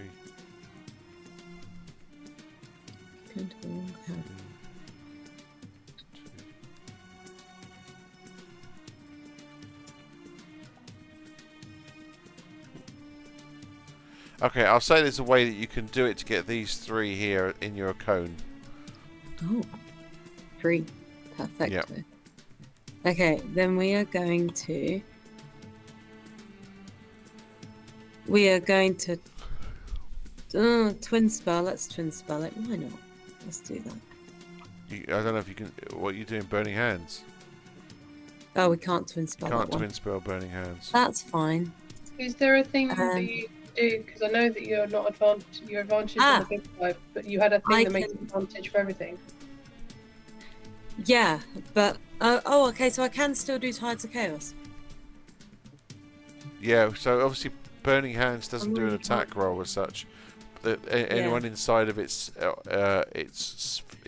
range has to make a saving throw. That's fine. Okay, we're gonna do Tides of Chaos anyway. And then I'm going to cast Burning Hands as Quicken spell. So I can use it as a bonus action. Yep.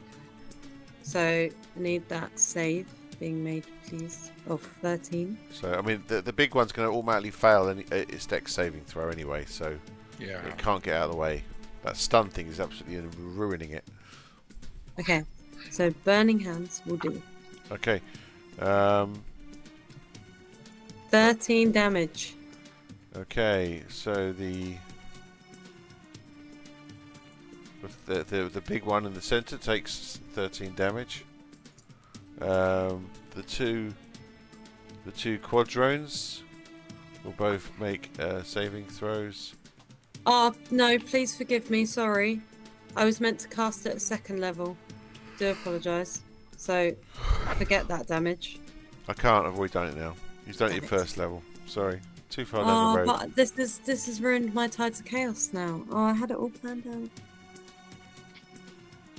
I can't Okay, technically use... I will forgive Tides you of because you Chaos. passed the driving test.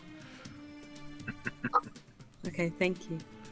But be quick. So, yeah, the other two, both of them fail their dex saving throws. One gets a 7, one gets a 4. So, like, none of them were expecting Okay. it. They're all so focused on their 15 damage. tasks. There was only 2 extra damage on that roll anyway. Ow. Such a difference. Okay. Okay, and then as an action, we're going to do second level chromatic orb at the big guy. Okay. Yeah. What was that? Oh, I'm advantage. All 3 of them are like, error, 10000 error. 12. 12. 12 what? Does that hit? You are advantaged. That Yeah. was me advantage. Oh, no.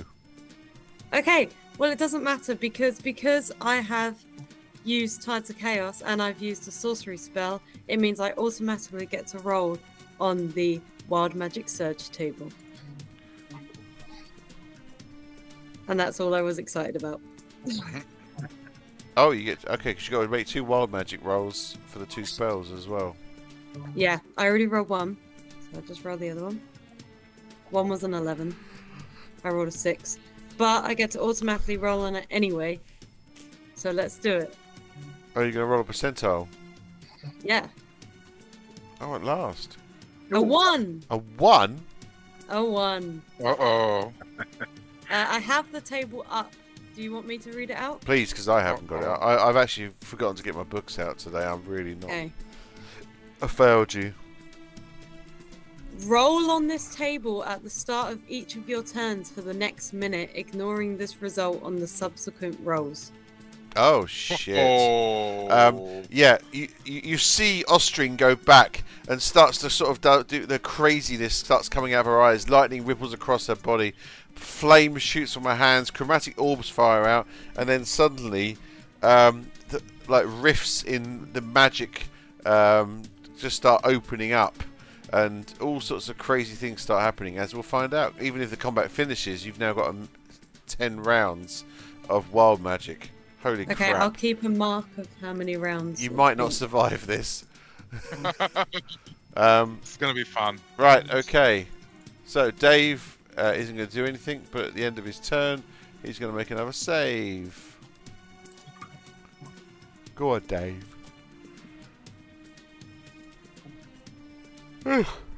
And Dave gets 8. Rolled a fucking 2. Dave stays like, guys, move. Right, so Dave's being a complete idiot. Only Dave. Dave just says Dave now. He just goes Dave, Dave, Dave. Okay, Demetrius. Alright. Want to hit the big guy. Okay, the big guy is still stunned, so you get I need to advantage. remember advantage this time.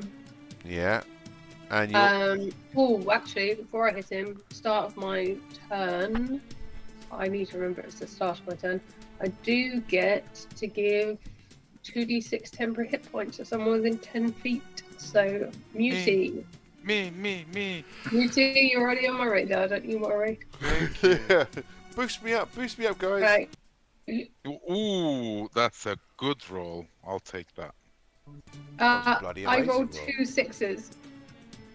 Wow. I'm proud of that. Oh, that's the best roll. Not Yeah. even a good roll. Muty gets reinforced as the way of the tree strengthens his Yeah, resolve. the vitality tree, and the roots kind of spread out and add us some healing. Mega too. buff, ultimate temporary Thank hit points from all sorts. Yeah. I'm gonna roll with my advantage against the big dude, long sword.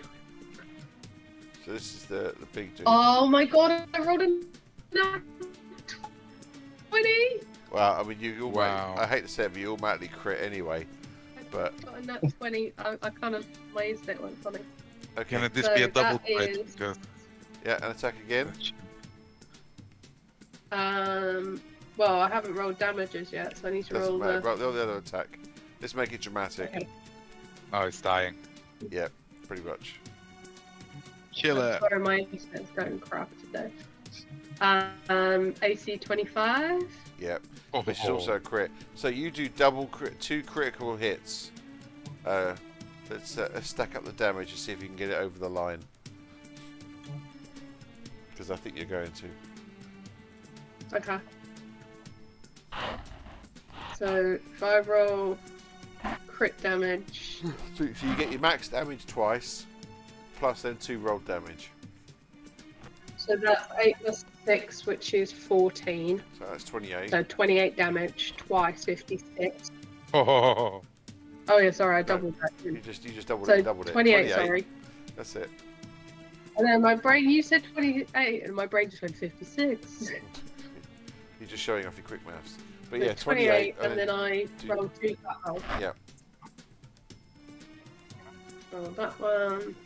1d8 plus 6. Oh, okay. So 14. I got another 14. And then I've Yeah. got. You're over the line, Charlotte. Oh, You're over that the one. line. yeah. So, I want to. How do you want to finish? How do you want to finish this quadrone mind creature? Yeah. does it have any sort of face?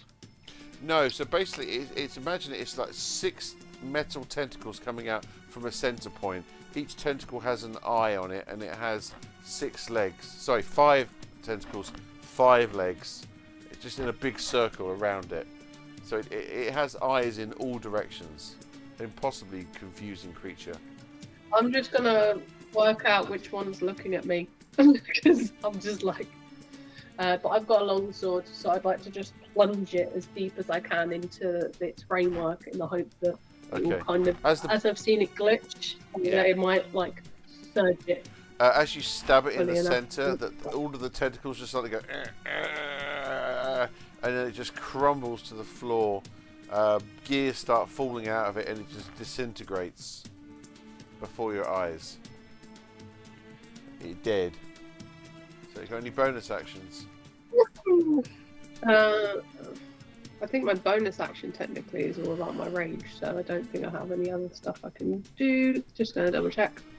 I can fly as a bonus action, but I don't really feel like I need that. Just showing off. Yeah. Was this like a mechanical beholder of sorts? No, it's more like a. It's not like anything really. It's kind of like, well, Its own design. that's not the greatest picture of it actually, but that's what it looks like. It's like a central Oh, body with like Oh. 5 legs and 5 tentacle arms with like a arms. starfish. Like a starfish, perfect. It's like Patrick, but an ugly Patrick. It's a starfish, but Gotcha. I mental- like the mental- fact that it had one of those serving things in the middle. It used to be silver trays. Yeah, Yeah. Mr. Krabs burgers places. Well, It's a waiter. Right. Okay. So anyway, Yeah. let's keep moving. So, Demetrius, any bonus actions? No. Okay, moving on. Muti, yes. you've still got Please. 3 of these on you. These are about to get their attacks after you. I know. Cleanup duty. I'm gonna. Can I move? Yeah, of course you can. You have got Well, another one it's attacking you, so definitely- you'll be attacked. I'm fine with that. I just want to move so I'm opposite the one to Muti. The one that was That's all by there. Demetrius was in darkness, though, wasn't it? Yeah, I was gonna say it should be in magical darkness. So can I Yeah, but it can still move? see out to. Opposite Muti. Can't see out of magical darkness if you're in it. Yeah, if you're in magical darkness, you ain't seeing shit. Right, 1, 2. If you do that, you're going to have 2 creatures of attack of opportunity. Well, how? Because I'm just literally. They've got. Do you mean? Sorry, where are you going? Oh, the one literally Muti, robot, space. So there, Down from Muti. there. No, so I'm flanking Muti with the robot in the middle. Just next to me. The square next to me on the left. This one. I was going to no. Next to me. I On the think di- the on the left it diagonal. down. Yes, there. Yeah. There. But that's not flanking. Oh. I have no. As in, That does flank both Um, of them, but to get there, you're going to go take 2 attack of opportunities. I didn't want to go there. Right, I'm trying. Directly where you are. No, go back to where you were. Down. Directly left. Okay, you're back to where I was at the beginning. It literally, there's Muti. Down below it, there's a robot, the creature. Yeah. Then there's an empty space. Yeah. I'd like to go in the one below Muti. Yes, that one, the one just below it. Right, Yeah. so you can go to there and be be flanking. Okay. Okay. Just take it, Charlotte. Just take it. Yeah, because if I move you forward, that will draw an attack of opportunity because you'll be going through a square that's threatened. You can get to there. You can just go down and across to there. That gives you a line of sight. You can draw a line there, so you are flanking. Nice. Okay. I was aiming for the one right of it, but I'll take anything at this point. But we're fine. Okay, I'm gonna kick some ass now. Right. Sorry, I did the best I could. I didn't quite understand what you meant. No, this is perfect. We're good. Right, Muti. So I want to do one attack to the healthiest looking one, please. Okay. I'm just gonna roll to hit and then turn this into a stunning strike. Right. Didn't you That kill is one a- of these? Did killed, I? You killed one of them. You attacked the one that you had already attacked with your rebuke. Yeah, one of Oh, them. that killed it. Okay, why is it still on the map? It's not now. Get rid of it. I've deleted it. Ah, it's gone. Okay, then the healthy looking one does 15 hit to these little guys. I thought you said it did. The Quadrones is AC 16. Damn. I was moving to try and give Muti advantage. Oh, Oh, that's shit! okay. Yeah. Sorry, that. But for That's God's okay. sake. Right. I'm gonna keep it here. No. Charlotte, where do you want to go? Because I was literally going to the one literally below the creature that didn't realise was dead. So wherever gives him advantage, put me there. If they so attack you can me, go so to be it. there. You can go to there. GM, give us advantage. Wherever gives Muti Yeah, advantage. there you go. if You're they there attack now. me in the process. Nice. do it. Right. Yes. And second attack, and I've got an extra attack now that I'm level 5. Yay! Now and I have a advantage, I believe. So this one I hope hits for 19. Yep, And that it's a definitely stunning. hits. It's a stunning strike, so it's stunned out of picture, unless you do a DC 14 con save.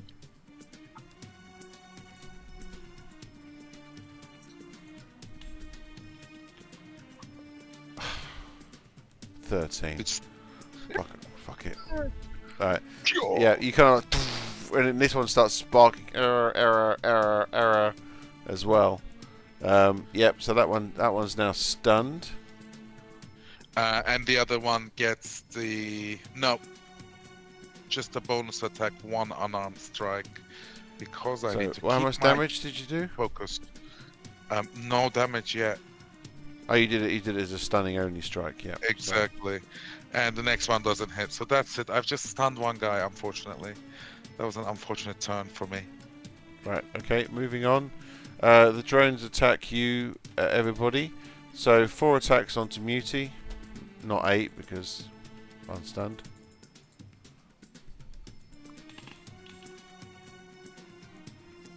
Yeah. Mine will allow people to take some of that damage. So that's AC 15, 18, and 16. 18 hits, 1 hit. Right, 1 hit.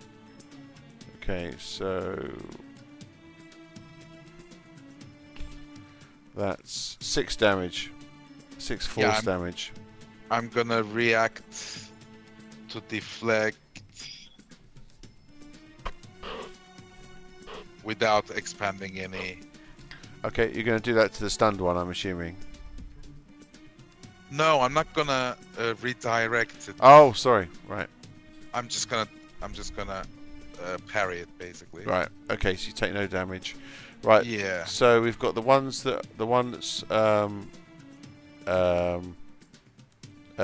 next to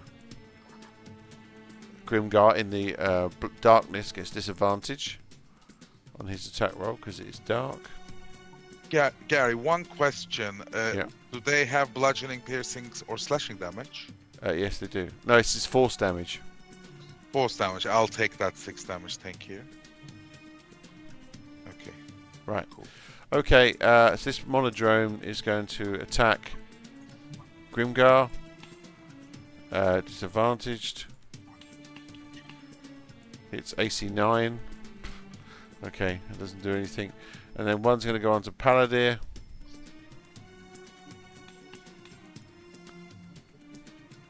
It's AC 10. They're amazing. Wow, doing so well. And then this one's going to make an advantage attack against Dave. Gets a 20 on the first, so that hits. Advantage, that hits.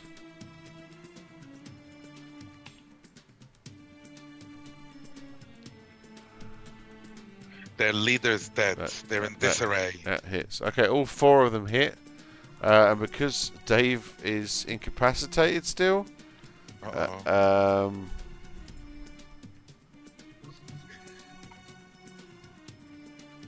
Oh, he just can't. Okay, he's not stunned. He's incapacitated, so he doesn't get auto crits. That's only through the stun conditions. He's not stunned. Stunned is way nastier than just incapacitated. So, but he does do 4 hits, so he does get 4 attacks. So Dave takes 3,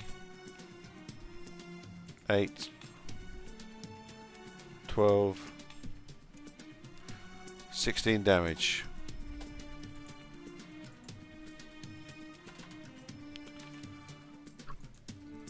Oh, no. 16,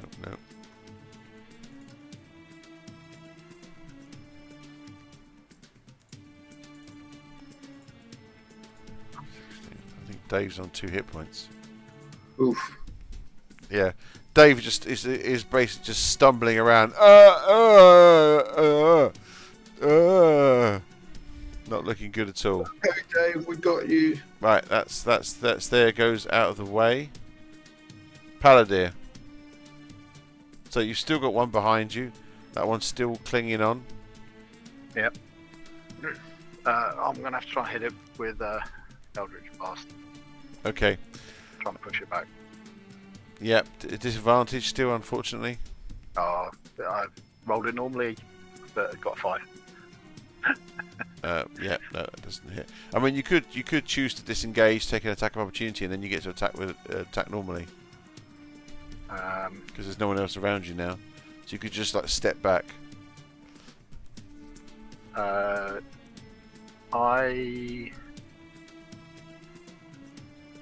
I'm gonna Misty Step next to Ostrin.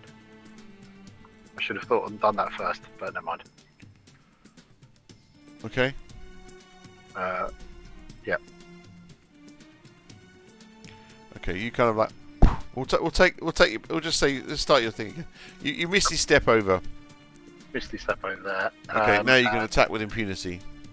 Yep. And I will hit the one that's below Dave. Right. Okay. Straight on attack. Couldn't be simpler. 2 attacks. Well, first attack with your Eldritch Blast. That's 20. Nice. Nat 20. Yeah. Okay. Is that a quadrone or monodrone? Okay, it's quadrone. So, yeah, roll damage. Roll damage. Yep. If it was a monodrone, it'd be just dead instantly. But it's 18. 18. Holy Christ. Yeah, Explosion. it's still standing, but it's kind of like. Yeah, and I throw it back. 10010001001. Throw it back 10 feet as well. Okay, so Dave doesn't get an attack of opportunity because he's still paralyzed. 18 including crit damage. Yeah, did you do it as a brutal crit?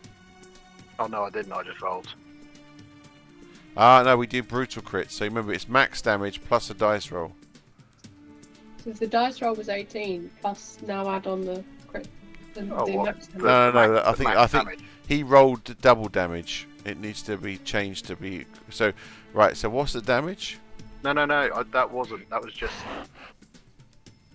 Well, my normal damage is 2d10 plus 4, Jesus Christ. which is what. Okay. So you kill it just on the. Okay, you kill it without even rolling. It's got 22 hit points. Okay. Yeah, your Eldritch Blast just goes poof, and this thing just explodes, just poof, just bits of gears everywhere, just flying in all directions. Yeah, that is gone. It tries to fly back, but it just ends up with bits disintegrating on the wall behind it. Okay, your second shot. Holy Christ. Are you allowing me to do my second shot? Yeah. Well, it's just like doing a second attack. Okay. Yeah. All right.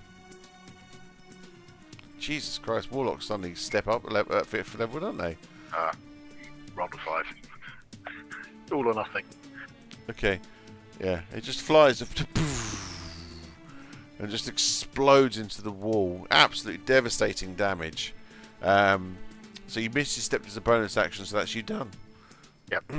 Oh, voice. Right, okay. Grimgar. It's very dark in here. Yeah, I'm gonna jump out of the magical darkness and help Musi. So over there? Just literally to the right one. Yeah, that's it. Okay. Okay, you go. You ape over. And then you go ape on the quadrone. Yep. AP punchy. I got 2 fist attacks. Cool. Wow. And what are these? Plus 5. Not too bad. Am I advantage? You No. are not advantaged, no. Yeah. That's fine. Oh, okay. Right, well. I'm not very good at ape. Okay, you go. You kind of like start slapping and playing at the quadrone, and it's just like oh oh oh oh oh oh. It's a new form, you know. I'm not, Yeah, I'm not- you're not getting the form. The arms are It's too getting long. You're like Crazy. oh. Where's Um, my teeth? You know. Yeah. Oh, miss my bear now. Oh, I kind of froze in a weird position there. Right. Okay. That's your first attack. Any other attacks? No, that was both my attacks. Oh. Okay. Yeah, they both whiffed. Okay, you whiffed. Any? I rolled a 2 and a 6. Okay. So any bonus actions? Oh, that's an 11 hits, but I assume not. No. Yeah. So their AC is 16 on the quadrones. Okay. Well, bonus 15 action. on the monodrones. Bonus action. No. Suppose you hadn't switched to archer mode. Well, changing to Archer takes a bonus action, and then I'm basically only really getting one round of one shot, but basically a whole other wild shape. It's not really, it doesn't really make sense. So I'm just gonna walk to the impy boy around and start slapping with him. Okay. He Switching is to- in a flank. It's annoying that he has to take his turn after mine, but I assume that's probably for balancing reasons. So he's gonna trot along behind that monodrome, getting advantage from me. Wait. Mhm. You're not attacking the one in darkness then? Well, no, he can't see in the darkness. He just Okay. So if you go to there, even if you're gonna go wee, that'll give you advantage. You're kind of Yep. coming in from the side. You can make your impy attack. Nice. He attack. Impy go. Oh, what are these rolls? Oh. Oh, he's advantage. Sorry, I should have rolled again. Submit that. Oh. Oh. Okay, well, you know, the dice didn't want me to hit today. You tried. Yeah. The imp tries to attack one of these quadrones, but he more than met his match this time round, and he's like tricky. I just look at the imp and just kind of sigh, and he just sighs back at me. How lovely your hair is, Charlotte. Honestly, it's just such a lovely colour. It goes well. It looks very orange on camera. To be fair. You look like Brave at the minute. Yeah, you do. I actually went as Merida one year as so Brave for World Book Day, but my hair was longer, so I just did loads of curls. Yeah, I bet you absolutely owned it. Right, Austrian. Well. Oh, I got one more magical darkness to cast. Oh. Thank you. Don't know where I want to put it yet, but I'm gonna put it over the two monodromes. Nice. And the imp if I have to, but over no one else, basically.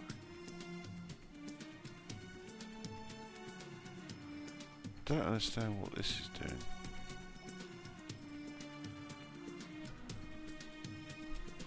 This should be creating a darkness there, but it's not.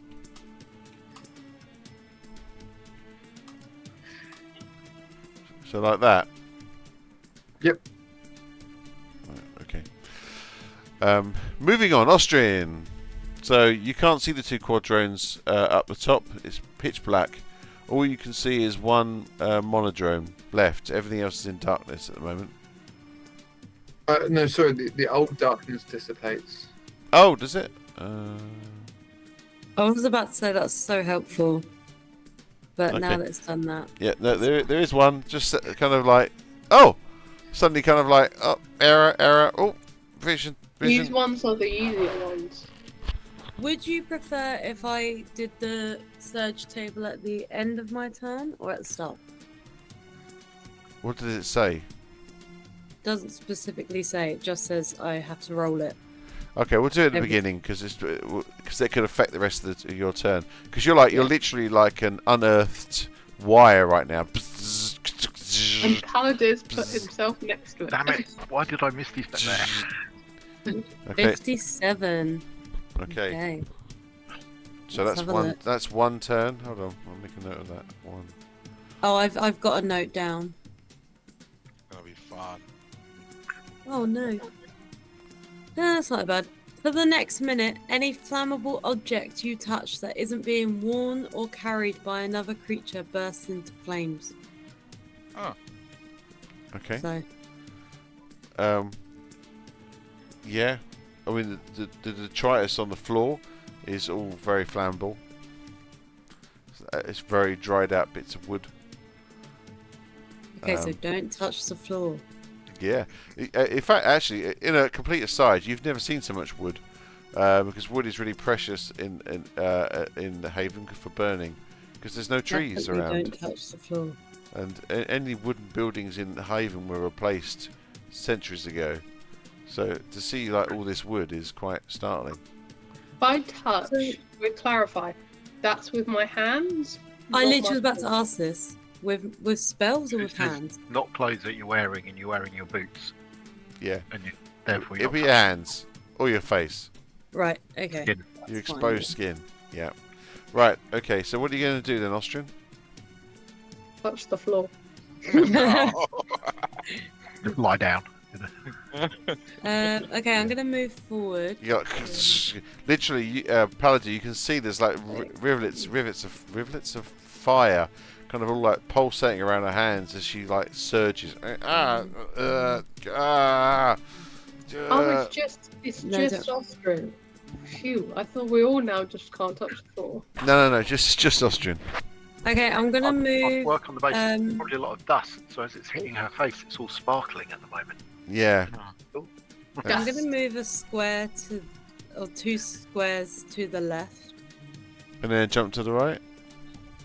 Put your hands on your hips. And And I'm maybe gonna these in bend my time. knees in time. Yep, Thank you. Tight. Yeah. Now what? And then with the rolls aren't doing too well today, so I don't really want to do too much in terms of spending stuff. So, I think I'm just gonna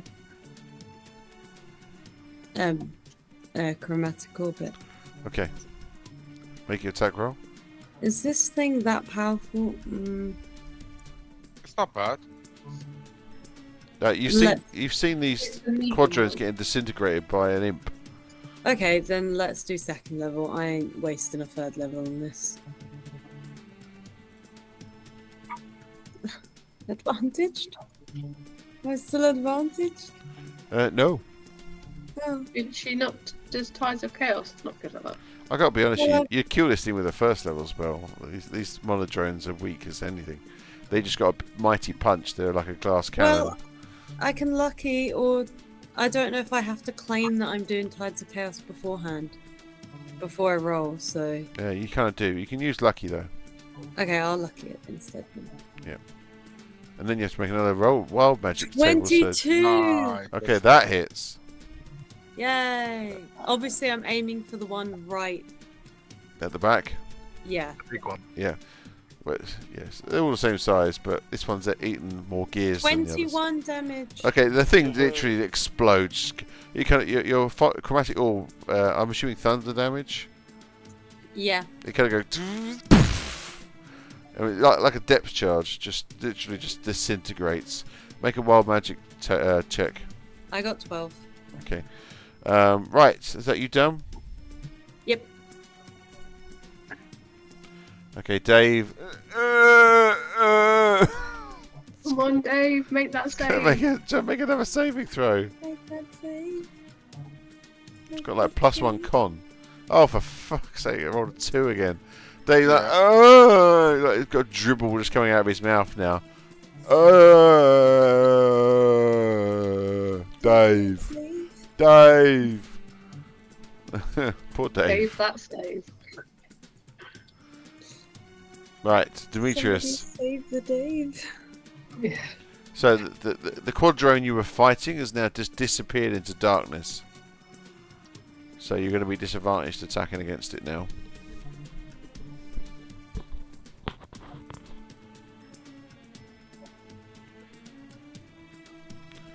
Oh. That one exploded. So Demetrius, what are you going to do? Well, I can't see the two that I've got. No, you can attack it with disadvantage. Or you could take the one out by Dave. Yeah, I was thinking of doing the one by Dave. Okay. I'm gonna stride over to Dave and stab it. Okay. The monodrone looks at you and kind of goes, error! 110, 110. Because he's incapacitated, it doesn't give me advantage, does it? That one's not incapacitated. No, Dave. Dave's not flanking. No, he's Oh, not. okay. He's not. He's That's Dave. Oh, Dave. He kind of like, as you walk past him, he kind of like turns and follows you, with just drool hanging from his face. Dave. So if 16 hits, these are AC 15. So Okay, cool. So one-handedly, he gets 10 damage. yeah, your short sword just like you just thrust your blade deep into the eye at the center of this creature, and it just shakes, and its limbs flail around crazy, and then it just disintegrates to the floor, dead.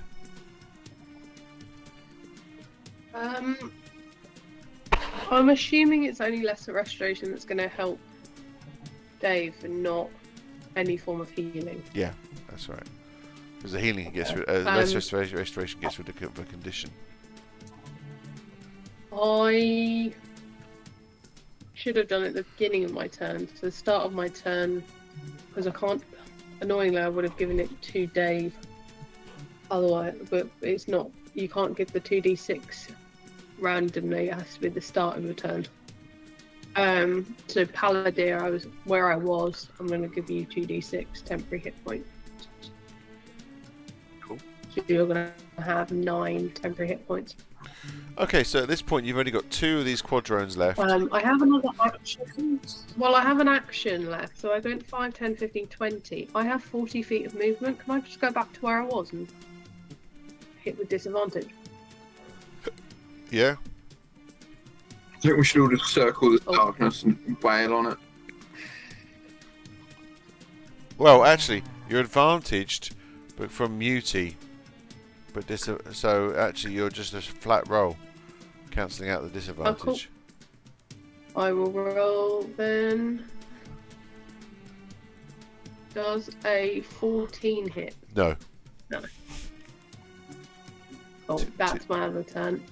Unless I can add my heroic. You said I had a heroic inspiration. Does that add to? No, it doesn't roll. You add just to roll hit again. rolls, does it? You just get to roll again. Oh, it's a roll again now, isn't it? I'll It's, do right, that no, then. heroic again. inspiration. It's a roll again. Bardic inspiration. It's a D8 now. 22. That definitely hits. Cool. And then roll for damage. Is 13 damage.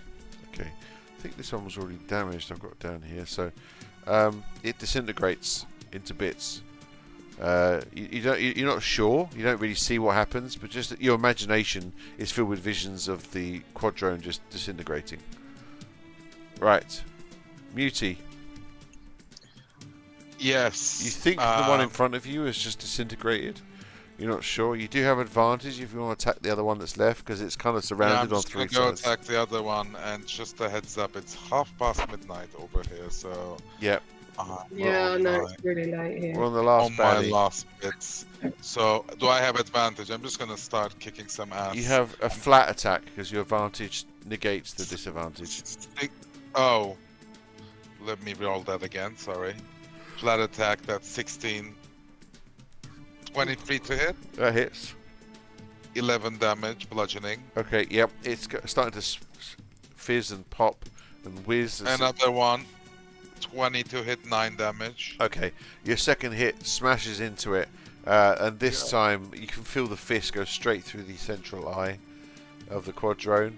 The whole thing just falls to the ground, and it goes quiet. You can see basically that this room leads to a doorway that leads off to the east, but we'll leave it there tonight. Yeah. so that all of you can. Obviously, Musy's in taking quite some damage. Yeah. I'm alright actually. I mean, I'll survive. I'm Well, points Dave, used. Dave you know- slumps to the ground on 2 hit points, so you're going to have to think what you're doing with him. But anyway, I'm going to leave it for tonight. We can deal with that next session. I won't be able to roleplay next week, so it'll be the week after. Sounds like a plan. The week after next week, I won't be able to play, so maybe I can do Wednesday. I just can't do Thursday. I could do Wednesday that week, I think. We're talking 26th, 27th, Wednesday, Thursday, yeah? Yeah. Yeah, I think I'm flexible on either. Yeah. I am also flexible. Lovely.